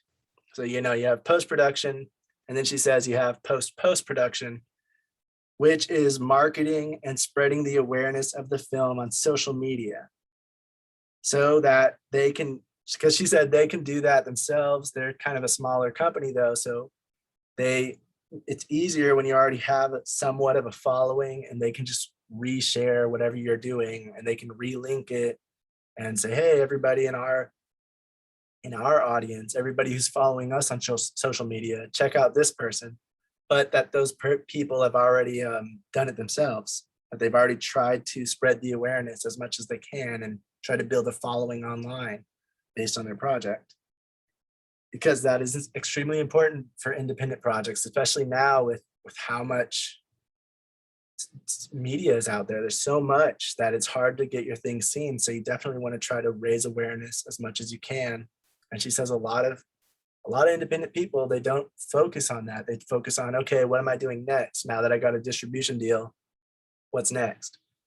But unless that distribution company is taking care of marketing, you definitely still want to market it yourself. And even if they are taking care of marketing, you still want to show that, you know, your film that you made, you're interested in sharing it with the world and showing everybody that, hey, I made this, please check it out, that kind of stuff. She even went as far to say as like for her company, because they don't really do as much marketing, they try to weed out the people in the emails that seem like they're not going to embrace post-production. So they're not really saying anything about marketing, if they're not saying anything about even commenting on it or replying and saying something about it. She says that they try to just weed it out because they can tell when somebody hasn't looked at their thing. They actually send out a marketing document saying, hey, this is, you know, follow this and this will help you gain exposure for your film so that it gets more views, gets more money and revenue. And she can tell when people just skim it or don't even read it and just like, yeah, whatever. And those are the people that they try to weed out because they get about 5 to 10 submissions a day and they only take about 1 to 2 a week. So they have to weed out about, what is that, like 60, 68? And that's a lot.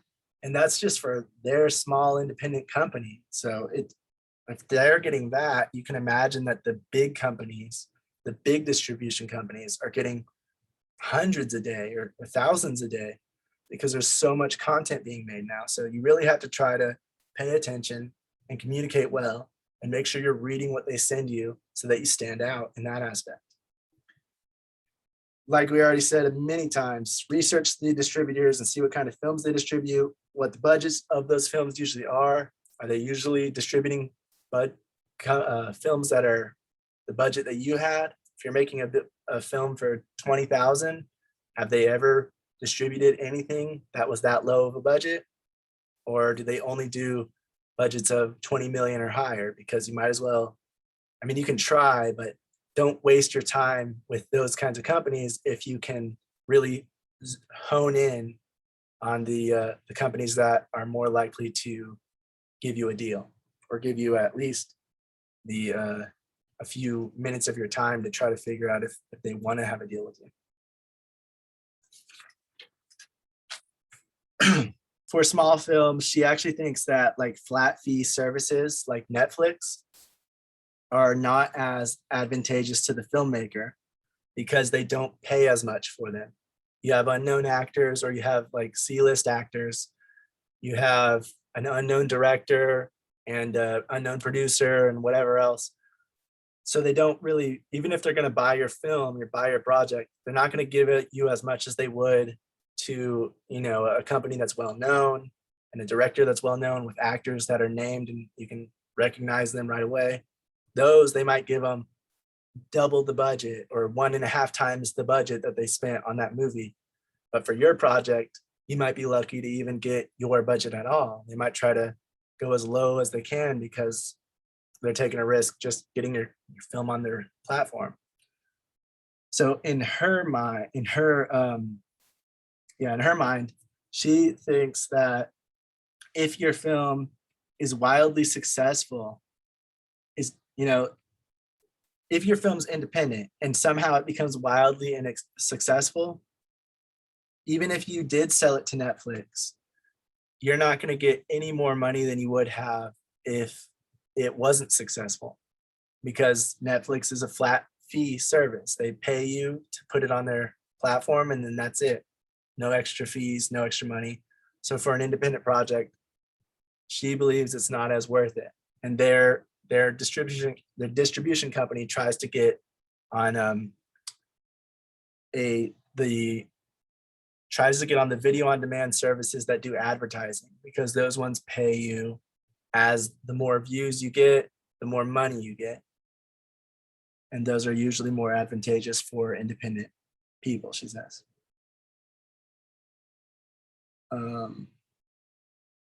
She said, of course, you know, if you have a good actor in it, or if you have a big director or something like that, then yeah, go for those big ones, because you'll get a good return. You'll get a good amount of money from it. But if it's all unknowns and or just like very little recognizability, in her opinion, it's better to skip Netflix, Amazon, the big ones, and go for more of the smaller ones, because you're probably going to end up making more money in the long run on those. And that's called AVOD. So AVOD stands for advertised-based video on demand. They offer these and can be great for smaller productions. And that's more on the marketing side, which next semester we're going to focus solely on marketing and pitching and all of that. So we'll get into more of that type of stuff later, but she suggests just putting a clause into your contracts. Well, sorry, this is more on the marketing side. So this is more on the marketing side, but she also suggests putting a clause into your contracts for the cast and the crew that they have to help promote the film on social media with a certain amount of promotions.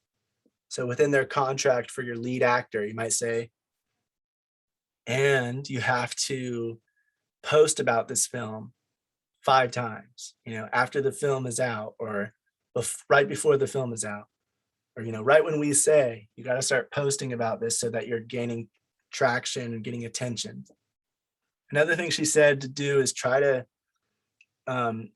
when you are putting your crew and your cast together, since you're independent, since most of you are probably unknown, try to see if, you know, somebody that might work on your project has any kind of following on social media. Because if they do, you're more likely to spread awareness of your project. And that's always a good thing. So if you have an actor in your film that maybe they've never really been in anything, but maybe they have 5,000 followers. Well, if you get them and you tell them they need to post on their site, then it's reaching 5,000 people up to 5 times, or however many you put in their contract. And that's just more likely to get views on your content. The more views you get, the more reviews you get, the more reviews and contacts and all that you get, it just starts spreading it and making those platforms spread it out more, because it's gaining attention and traction, and it just expands exponentially. So it's always good to try to get people, even crew members, that have a following if you can. That way everybody's posting about it and it's in their contract. So everybody has to post about it if they're not doing it out of their own free will.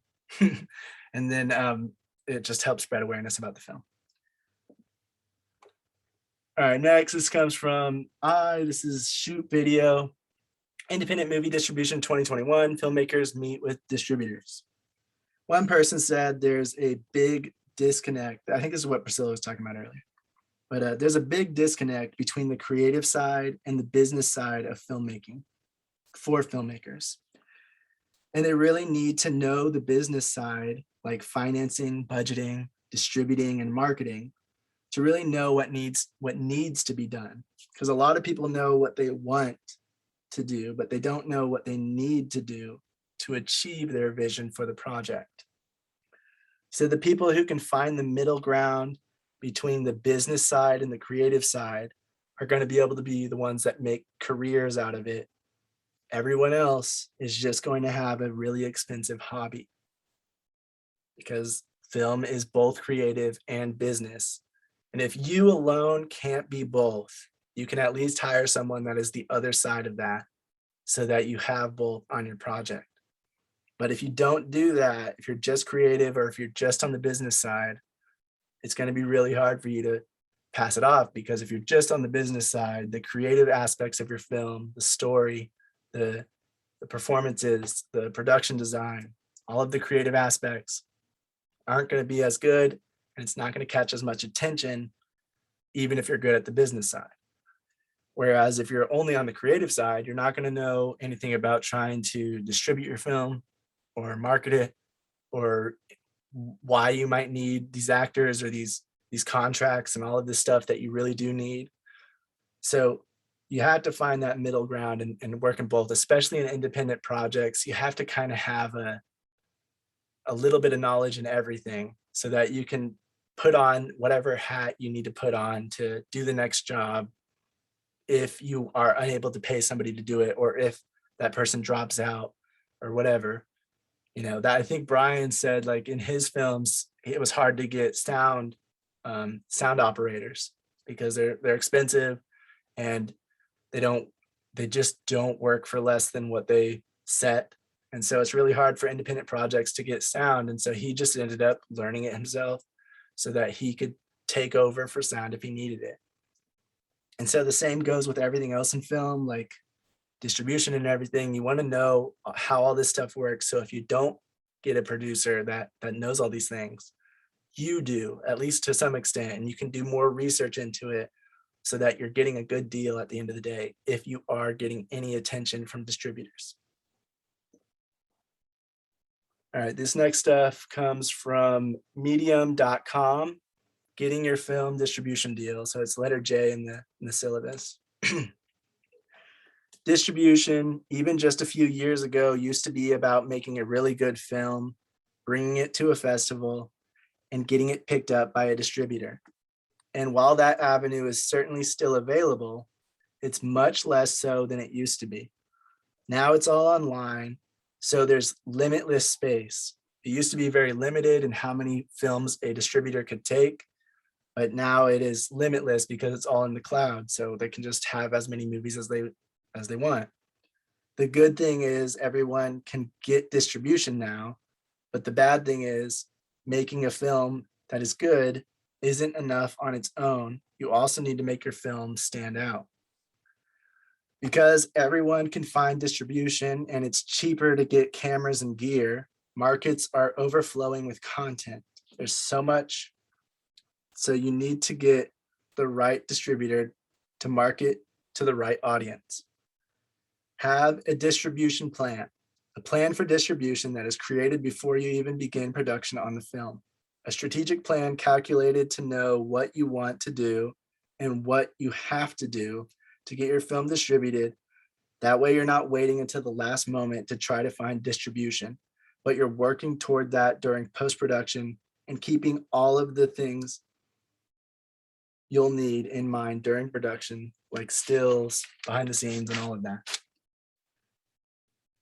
Poster art, key art, and trailers are vital to getting sales agents and distributors. With video on demand platforms, there's three ones. There's SVOD, that stands for subscription-based video on demand, SVOD. So that's like Netflix, HBO Max, things like that. Those are the ones that are going to pay you one time, and then that's it. No matter how good or bad the project does on their platform, that's all they're going to pay you. Is that one amount that they agreed to before it was put onto their platform. Then there's TVOD or TVOD. That's transactional video on demand.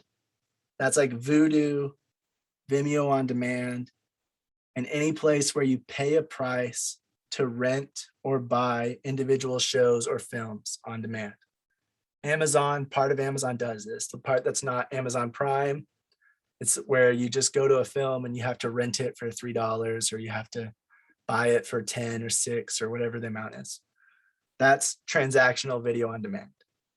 And they say that's okay for independent productions, but it's hard to get people to pay extra amount when they're already subscribed to so many things where they can view content already. So that one's a little iffy. And then there's AVOD, which we already talked about. It's advertisement-based video on demand. So that could be YouTube, even though their ad revenue is much less than like the streaming platforms, the other ones. Hulu, Tubi, Crackle, and more. There's plenty more popping up that these all want content, and they work with independent productions. They don't have as much money to spend as Netflix and stuff because they have free content that gets paid through advertising. So they're more willing to buy independent projects, and they want as big of a catalog as possible, which is why they usually work with these distributors that just have a back catalog of different people's films. You know, the one that I was talking about earlier, the lady I was talking about, how she doesn't even go to Netflix and stuff.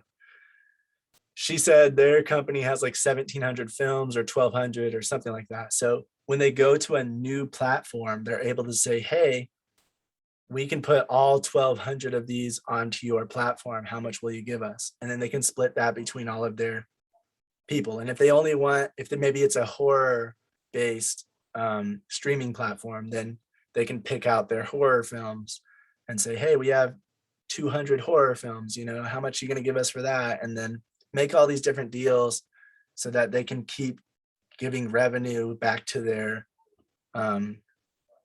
filmmakers that have made a deal with them with their films. And they have such a big catalog that those companies are more likely to take it from them. So that's another reason why distributors usually have an upper hand in getting those deals. It's usually because it's a package deal. It's not usually like, hey, I have one film, do you want it? It's usually like, hey, I have 500 films, do you want them? That kind of thing. All right, we only have a little bit more, so I'm gonna try to get through this real quick. L, letter L, it's from ecgprod.com. How to get your film distributed. Some distributors will distribute the film for an encoding fee plus a percentage of sales with no marketing support.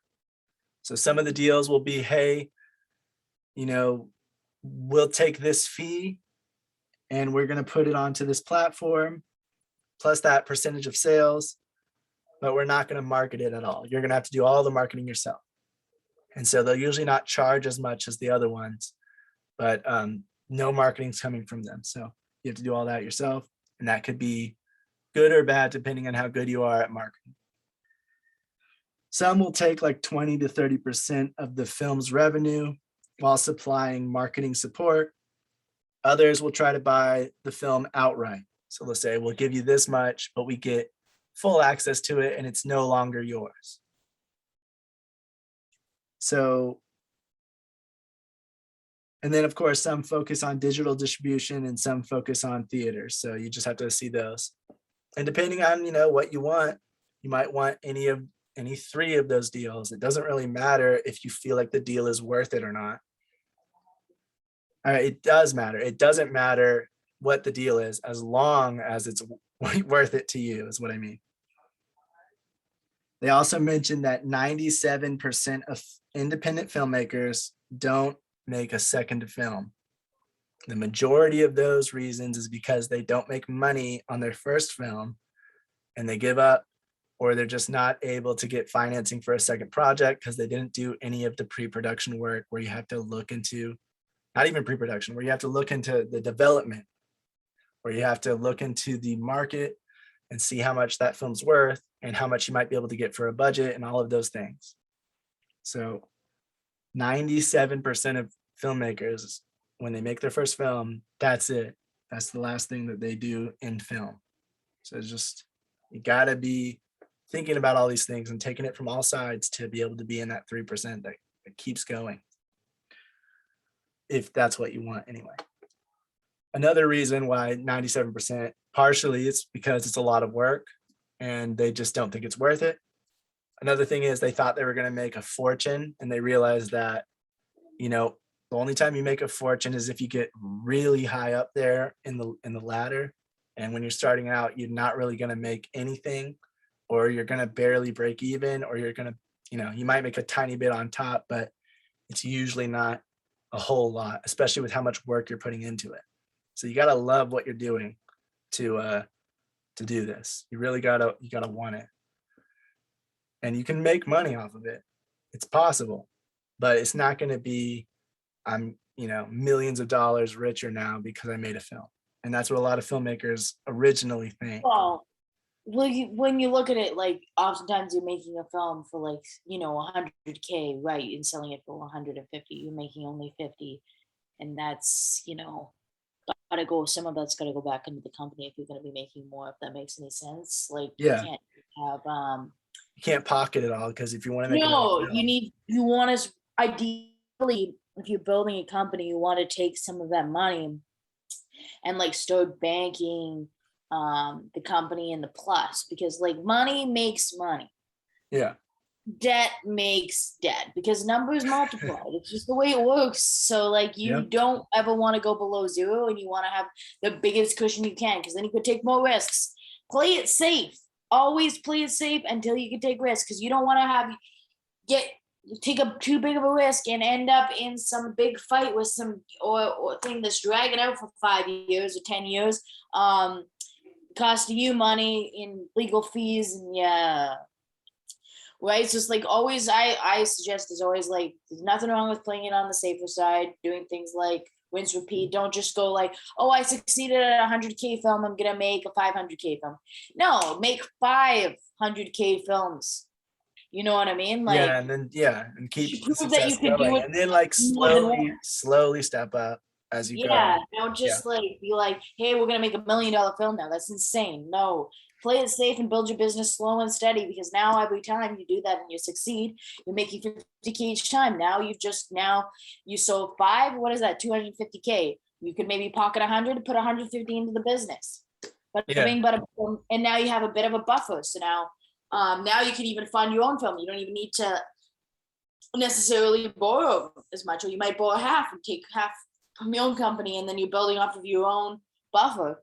It's a lot smarter. I mean, in the long term, it's just simple numbers, but it's surprising, and it's like the trap that you need to be careful is people like to sell you stuff. People like to like pull your chain. People like to be like, hey, this is a good idea, or do this, or pull you this way or that way. And it's dangerous because like, you know, you get a high, you know what I mean? Like, wow, I just sold this film. It's going really well. You feel really good. Next thing you know, some bigger ship comes in and they try to pull you and they screw you over and you lose everything. So, I mean, like, best to play it stable and safe. Like, I like my feet on the ground. Yeah. And nothing wrong with that. I you know what? That's cool. So, other people like they're very up and down and risky. And I'm like, I give you all props, but I'm slow and steady is always like, worked for me. So I mean, like in business, the same thing. That's my personal style. Everyone, possibly each business has different styles, and my success and my risks become bigger the more the success that you have. So you've sold and made money off of 5 films. Okay, now you're gonna start making maybe $150,000 into each film, and you're gonna start building revenue that way, and riding off of it.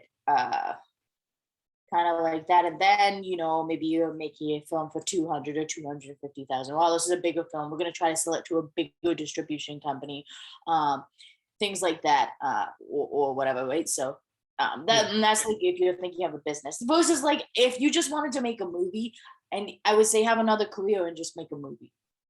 Yeah, definitely. Like if you don't even worry about like it making money back. Definitely can save up for it. It's just like that guy said, though, it'll be an expensive hobby rather than a career. So you really want to know what you want from it, Yeah, like if you're building a business is different, because a business is like, it isn't necessarily what you want. It isn't necessarily what you think is the best script in the world. You're selling what's going to sell. That's just the way it is. Like if you're having a business, right? Like that's why channels like Hallmark are super successful, and they're not huge budgets. They're super run tight, knit, and done properly and well. And I've worked on Hallmarks, and they're actually like a really great production to work on. Everyone is like, it's beautifully, like the way that business runs is beautiful. So it's my suggestion on those kinds of business ones. But if you really have the passion, I would say just make a movie, like, because it's different, like, owning a company versus like just doing something if you're like those guys coming in like, I want a one-hit wonder. No, go get another career and build a movie. But if you want to build an actual business, which is like more than one movie because you're selling a channel, okay, now that makes more sense, because now you're riding off of also like, it also starts like, because the trajectory of going up into the air, like to get that plane off the ground, okay, wow, we built the plane, now we're gonna get it going, wow, now it's flying, it's smooth sailing, it's a lot easier to keep that plane continually going. All you have to do is re-gas it up, do the maintenance, check that plane. It's a well-oiled machine now. It's actually like sailing. Think revenue's coming in. That's going to be a lot smoother and better than for like on a business sense. It's like you want that smooth ride. You don't want to be like the show off, doing tons of flips in the air and screwing and like risking losing everything. You want to be the guy that's like cruising, in my opinion. So each their own, but I like the cruising. It's what works for me. So that's my style. Yeah. All right. Last thing I'm going to say is there's this Forbes article that talks about the 9 types of film distribution agreements. I'm not going to read through the entire thing. I'm just going to kind of touch on them, but there's one production finance distribution agreement. It's called the PFD. That's when the distribution company hires a production company to produce a film. So that could be like Netflix originals do these types of deals with production companies that they've worked with before. They have a script and they want to use it, and they're paying for it. They're financing it. They're hiring a different company to make it. So they're paying for it from the get-go. And it's really hard to get for a independent project. And basically it's non-existent if you have not made something before, because they are handling everything in that sense.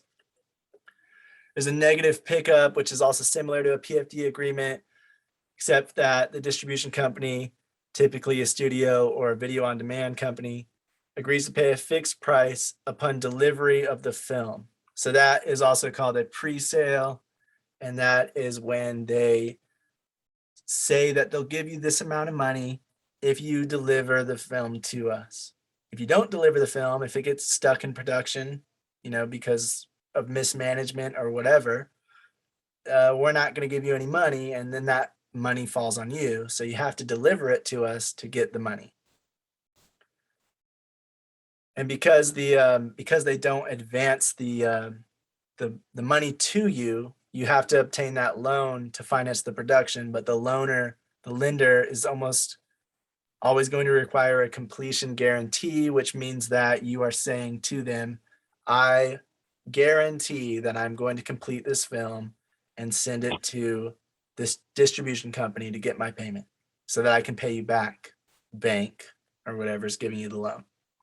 Yeah, that makes sense. And again, like once you like have a company, ideally you want to keep your loan on the download. Like some people are really cool with taking lots of risk. I'm like, get your risk out of my face. Like, no, it's like I would be able to very slow. Like, okay, we're gonna start with some small projects, get really good at those, not making too much money on that, but you're getting the experience in the team. Okay, now we're gonna make a little bit of bigger project. We're getting money back, put it back into the business, cruise.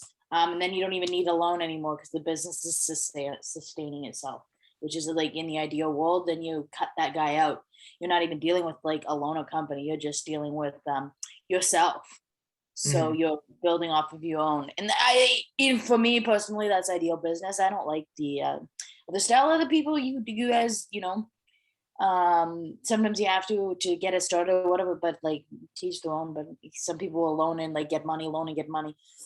Not my style, but no difference. Right. All right. So pre-sale is technically different, but it says right here that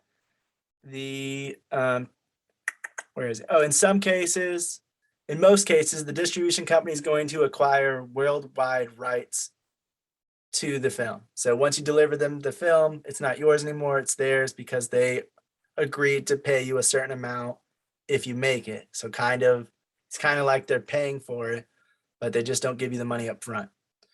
They're making sure that you're going to come through and actually make that thing for them so that they don't lose money. And then in some cases, however, the rights are limited to a specific term or territory, such as only in the United States or Canada or both, only in the North America, kind of. Or there may be an exclusion of certain ancillary rights. So to that extent, a negative pickup resembles a pre-sale, but it's common usage to refer to an acquisition of US rights as a negative pickup instead of as a pre-sale. So pre-sale is kind of like the offhand, the way the filmmaker is going to say it, but the professional way to say it sounds like it's negative pickup. So pretty sure they're basically the same thing. Same thing, upon delivery of a film in exchange for specific rights to the film, for the given country for the limited period of time that the deal is for. They agree to give you some money if you deliver it to them upon delivery of the film. Then there's rent a system. In a rent a system deal, a producer licenses certain film rights to a distribution company, typically a studio, for a limited term. But the distribution company is not required to pay an advance to the producer to either finance production or take delivery of the film. Some cases, producer pays all distribution expenses relating to the film in exchange for the absence of fixed payments by the distribution company. The distribution company agrees to a very low distribution fee. So they don't take out as much money because they're not agreeing to pay for it upon delivery. They're letting the production company or the producer handle all the financing.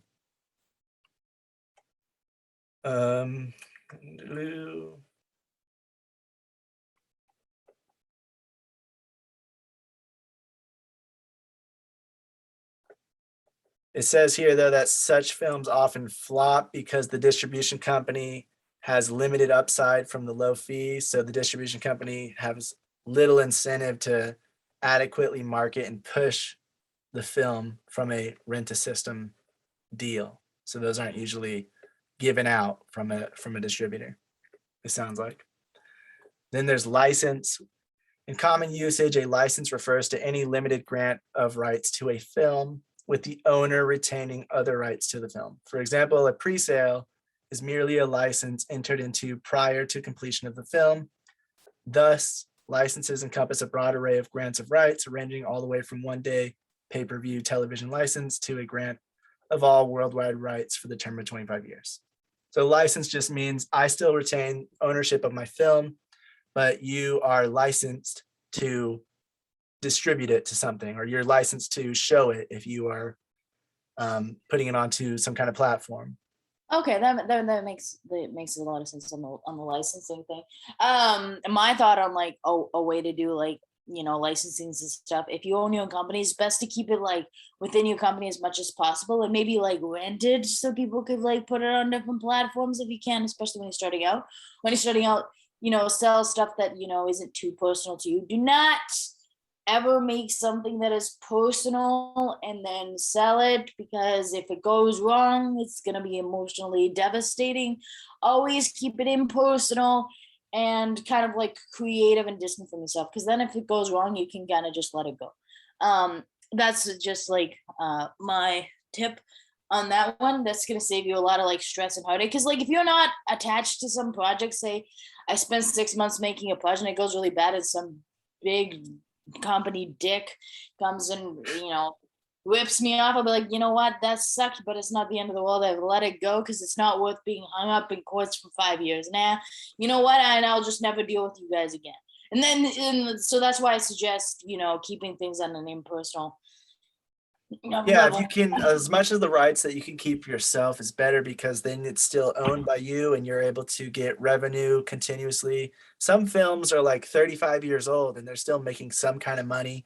And some of those actors, or some TV shows like Friends, every time Friends shows anywhere or gets resold to a new streaming service, all those main actors get a royalty fee. So they're still getting money in from that, and the director and whoever else, that, not the director, but the showrunner and all that. So the more rights you can keep under your umbrella, the better, especially if you're planning to, you know, because over the long term of like 25, 35 years, even if it's just little bits here and there, if you're constantly making money, that's great. You can keep doing it all over the place and keep making money here and there from different projects, and you can keep moving on. And then you just have residual income coming in. But if you sell your all the rights to the other party, which would be the distributor in this case, it's all for them and you don't get any extra money after that. So it has to be, you have to factor that in and make it has to be worth it to you. You have to want it up front rather than want it over a long period, pretty much. I would say do both, you know, like get like a bit less upfront and keep, you know, a percentage in, because then the reason you should do that is just in case like you think a project's gonna sell, you know, long term, maybe over its life 300,000 and it makes 3 million. Well, even if you only got 5 or 8% or 10 or whatever it is that you dealt out, it just gently expanded. So I mean, I would suggest always getting like, if you can, always get a percentage, just in case if one of your projects blows up. Yeah, I would say, yeah, it's probably smart. All right, so the next thing is what we talked about, sales agents. The way sales agent can work sometimes is that they will have authority to be the licensee. So they'll be able to sell the license of the project, or they're going to want to try to get the best deal as well, because then they get continuous income from it because they sold it to whatever platform or distributor or whatever. So they're not just going to want to sell it away unless it's a really good deal. They're going to want to maintain some of the rights so that you both keep making some of that residual income over the long term.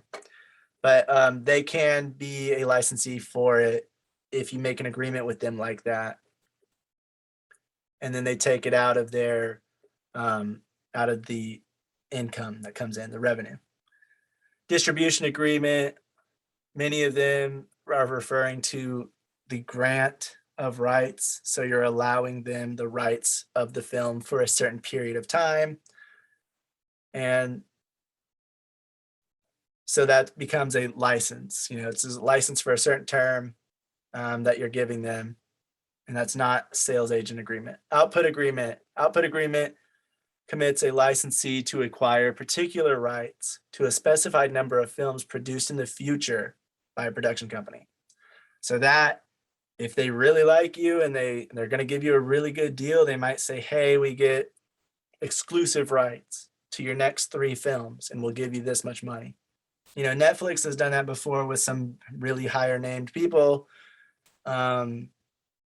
All these big companies do those kinds of agreements so that they can lock people in for a certain period of time or for a certain amount of projects. So, you have your Marvel actors, and they have agreements similar to this, where it's like, you will be in whatever Marvel film we need you in for the next 5 films after this, if you agree to come work with us. And that way they can keep getting their superheroes back. And by the end of that agreement, they have to renew it. And those can sometimes go wrong and whatever else. But that is why they do that, so that they can lock in those people and make sure they're not going to request a huge, crazy amount of money for the next film or just quit and not work with them. And it can be on the company to decide whether they want to keep working with them or not, if they're going to start being a hassle or if they're worth it. And so in a distribution kind of agreement, if my company makes a film and they like it, they say, hey, we'll give you a better deal, but the next 2 or 3 films that you make, you got to distribute through us. And so that's what that agreement would be. And then there's co-production. Film was produced in part of the country, blah, blah, blah. Let me see.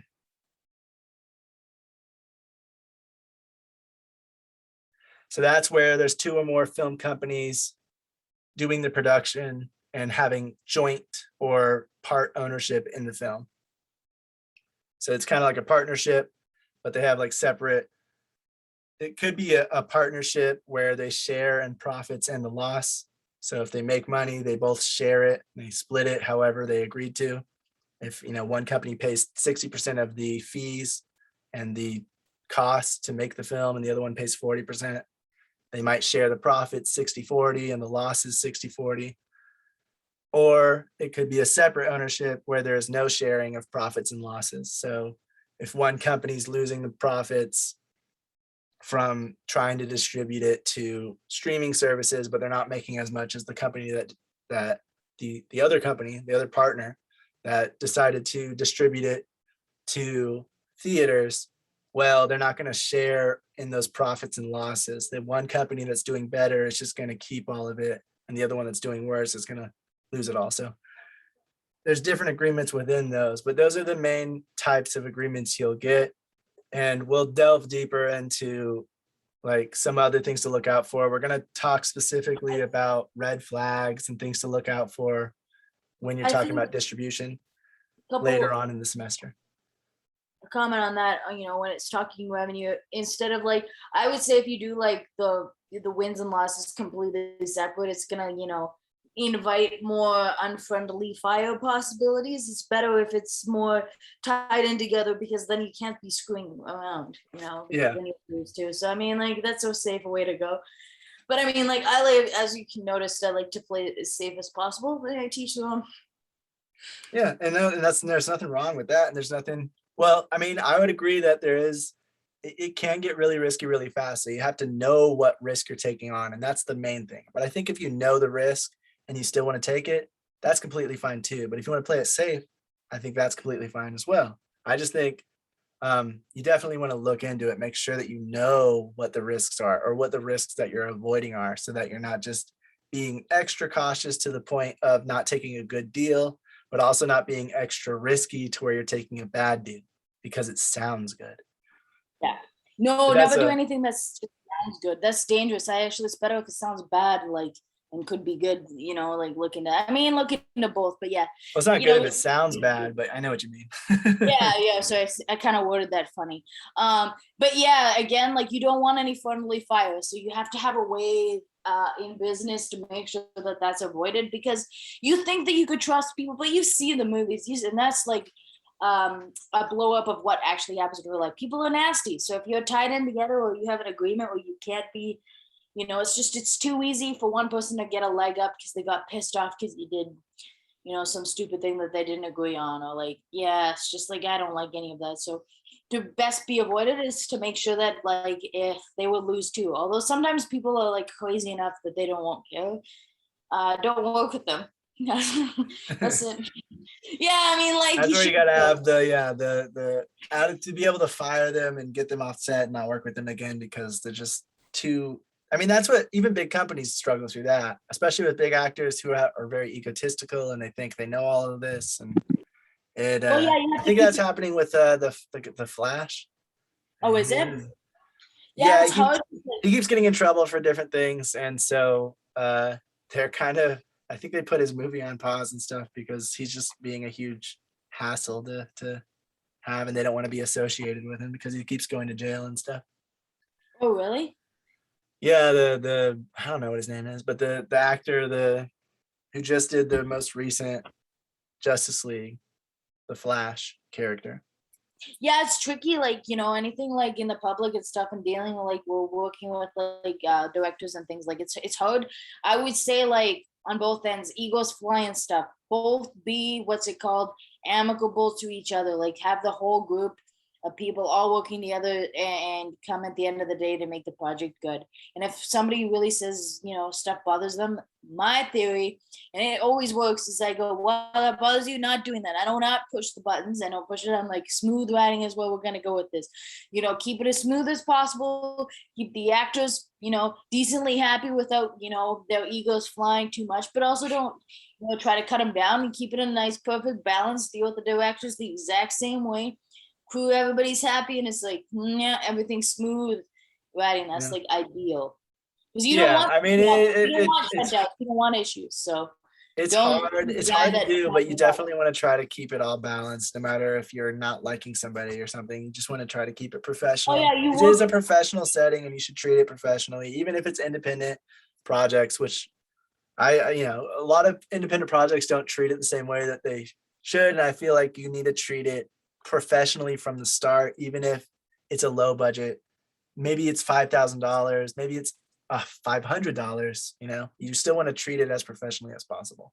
Definitely. And also, like, if you're the guy, being like, oh, this person was acting out over like some tiny little thing, don't be that guy either. Like, like, balance. Like, I would say don't be the guy that's causing a problem and looking at like in microscoping every like little thing, or like, oh, this guy like blew up and yelled today, it's a huge problem. Don't be that guy either. Be like, oh, whatever, he yelled today, it's not the end of the deal. He's not yelling every day, it was a one-time thing, or whatever. I feel like at the end of the day, there are departments for that. If you have an issue and it becomes an issue, you talk to that department. But at the end of the day, we all have to think, just because it's a creative setting, I don't believe it gives you, we always, like, sometimes because it's a creative setting, we forget professionalism and we forget it's a business, it's a job, and at the end of the day, you have to do your part. And if there's something that's bothering you, if there's something that's wrong, you have to take it to the correct people. But starting up something is never the answer. I just think that you're in a professional setting, do your part. If it's harassment, if it's something like that, talk to somebody, like get witnesses, get who you need to, do what you need to. But in that setting, try to find the balance and be professional, unless it's something, crazy and you have to walk. But we're talking about hopefully we're talking about cases where it's just someone who's difficult to deal with, or someone who's throwing a tantrum, or someone who's maybe not being the most professional. Well, you know what? Even if someone is doing that, I would just be like, you know what? Like, do a trap. This is my theory.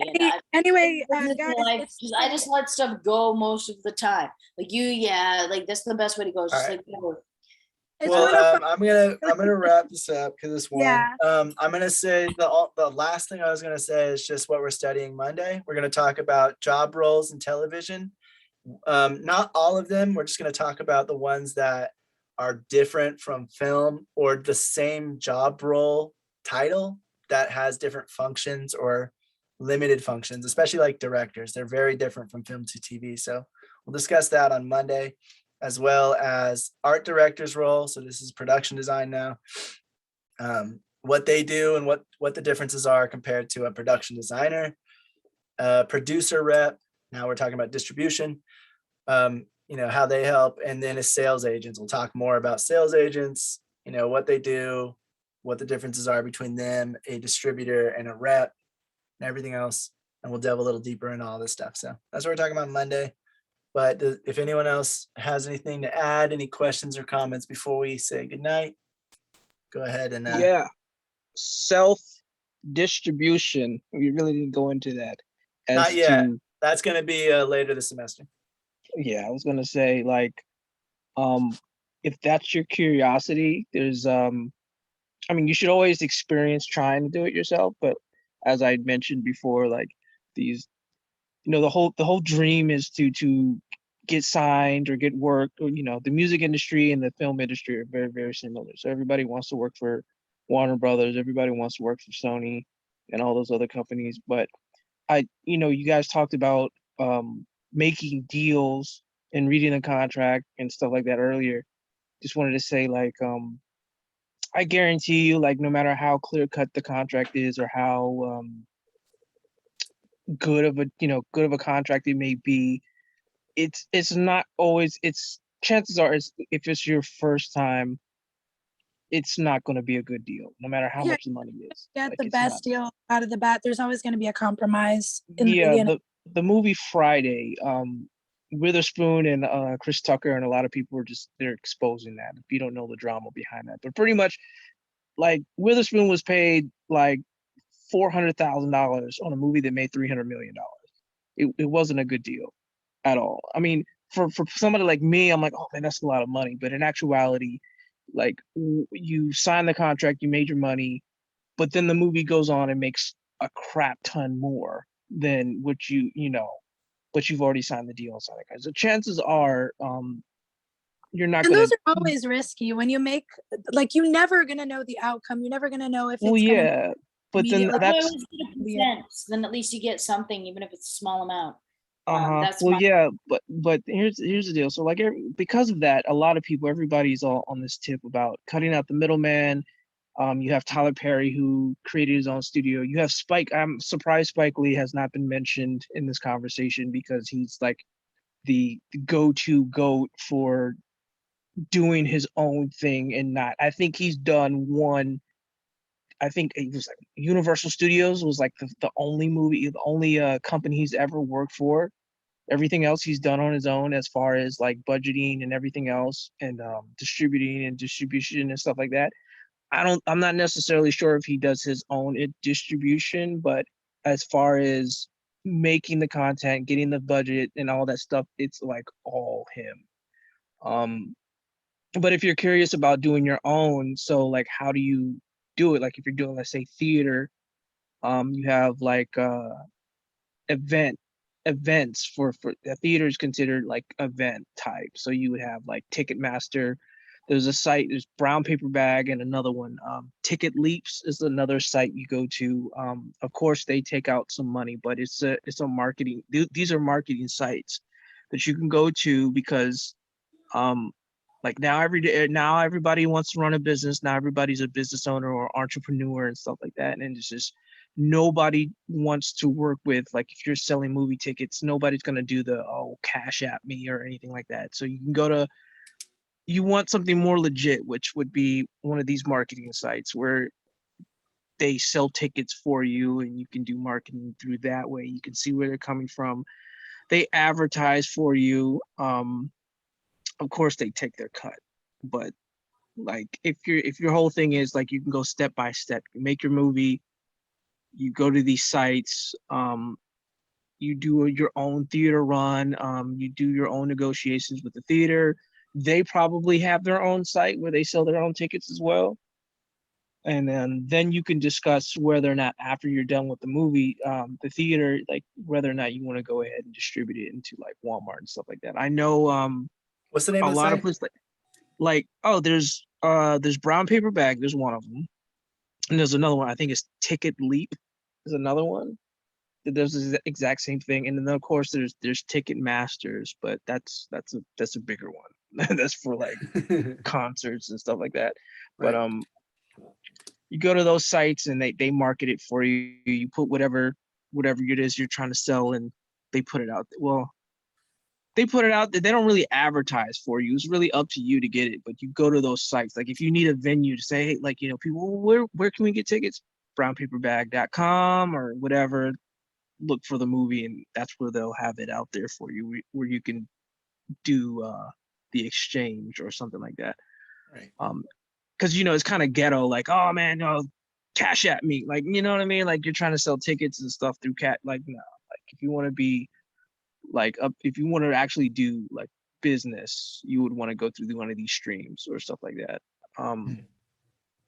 As far as selling DVDs and stuff like that goes, there are companies that will duplicate, you know, whatever movie you have, and they'll do the prints and all that stuff, so you can do it on. But it's just a lot of work, and that's the whole angle about it. Like, you know, all people just want that middleman. But like I said before, you're gonna get you know, whatever deal you make, it's not gonna be, you know, that's why everybody's so gung-ho about doing their own thing, creating their own company, doing their own sales and cutting their middleman. Like if you ever listen to Kanye West, people say he's crazy because he keeps talking about, you know, I want to go against the industry and stuff like that, which is a controversial topic, but still, like, I get what he's saying because, like I said, the music industry is very similar. Like people don't realize, like these artists, like people say, like Bobby Brown didn't really get paid. His first album, he was paid with they bought him vehicles. Like they didn't pay him at all. The exchange was he got these cars, which depreciate in value within the first year. So like people don't see that. You know what I mean? Like it's one thing that like people see like the movie and oh man and all that other stuff, but they don't see the deals that go on behind the scenes, and so Yeah, it's pretty shitty. Like, you know, like the best deals are when, like, you know, you're happy with the outcome and like you're not taking advantage. And like the best companies are the companies that, like, you know, maybe you have a new person and you're, you know, you're getting them starting and whatever. You might not offer them like the same kind of deals as you do like the big guys or whatever, but like at least you're not like a company that's going in and being like, here's what we could do. You're really talented and we're just gonna take advantage or give you a deal because we don't know better. And we're just well, it's not about here's the thing. It's not I about don't support taking that. advantage anymore. These companies aren't trying to take like take Warner Brothers for, they're a big league. They don't need to take advantage of you anymore. Yeah. It's either we're Warner, you want to work for us. The question is, what can you do for us? Just like Dave Chappelle said it. Dave Chappelle said it best. What can you do for us?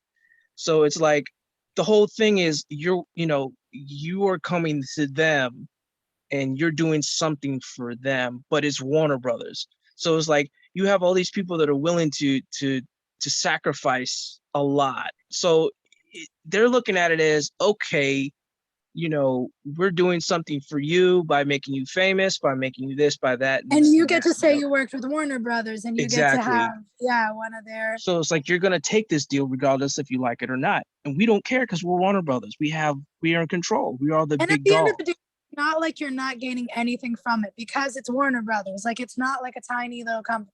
So yeah, they will screw you over sometimes, and it sucks.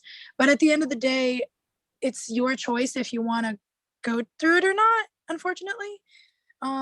And for some people it's worth it. For some people it's like, you know what, I get to say Warner Brothers.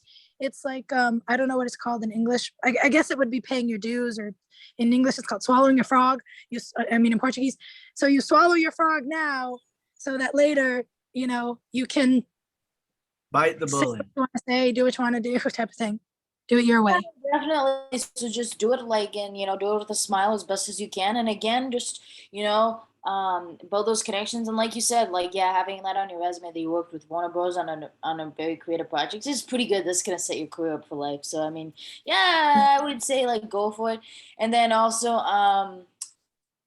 and do it well as best as you can. And then hopefully they're gonna make your life like decently nice while you're there, and life is grand, because there's no point in And like. hopefully you get a great deal out of it, or you get some great contacts out of it. You know, you get something that made it, that you get the name recognition, something like that.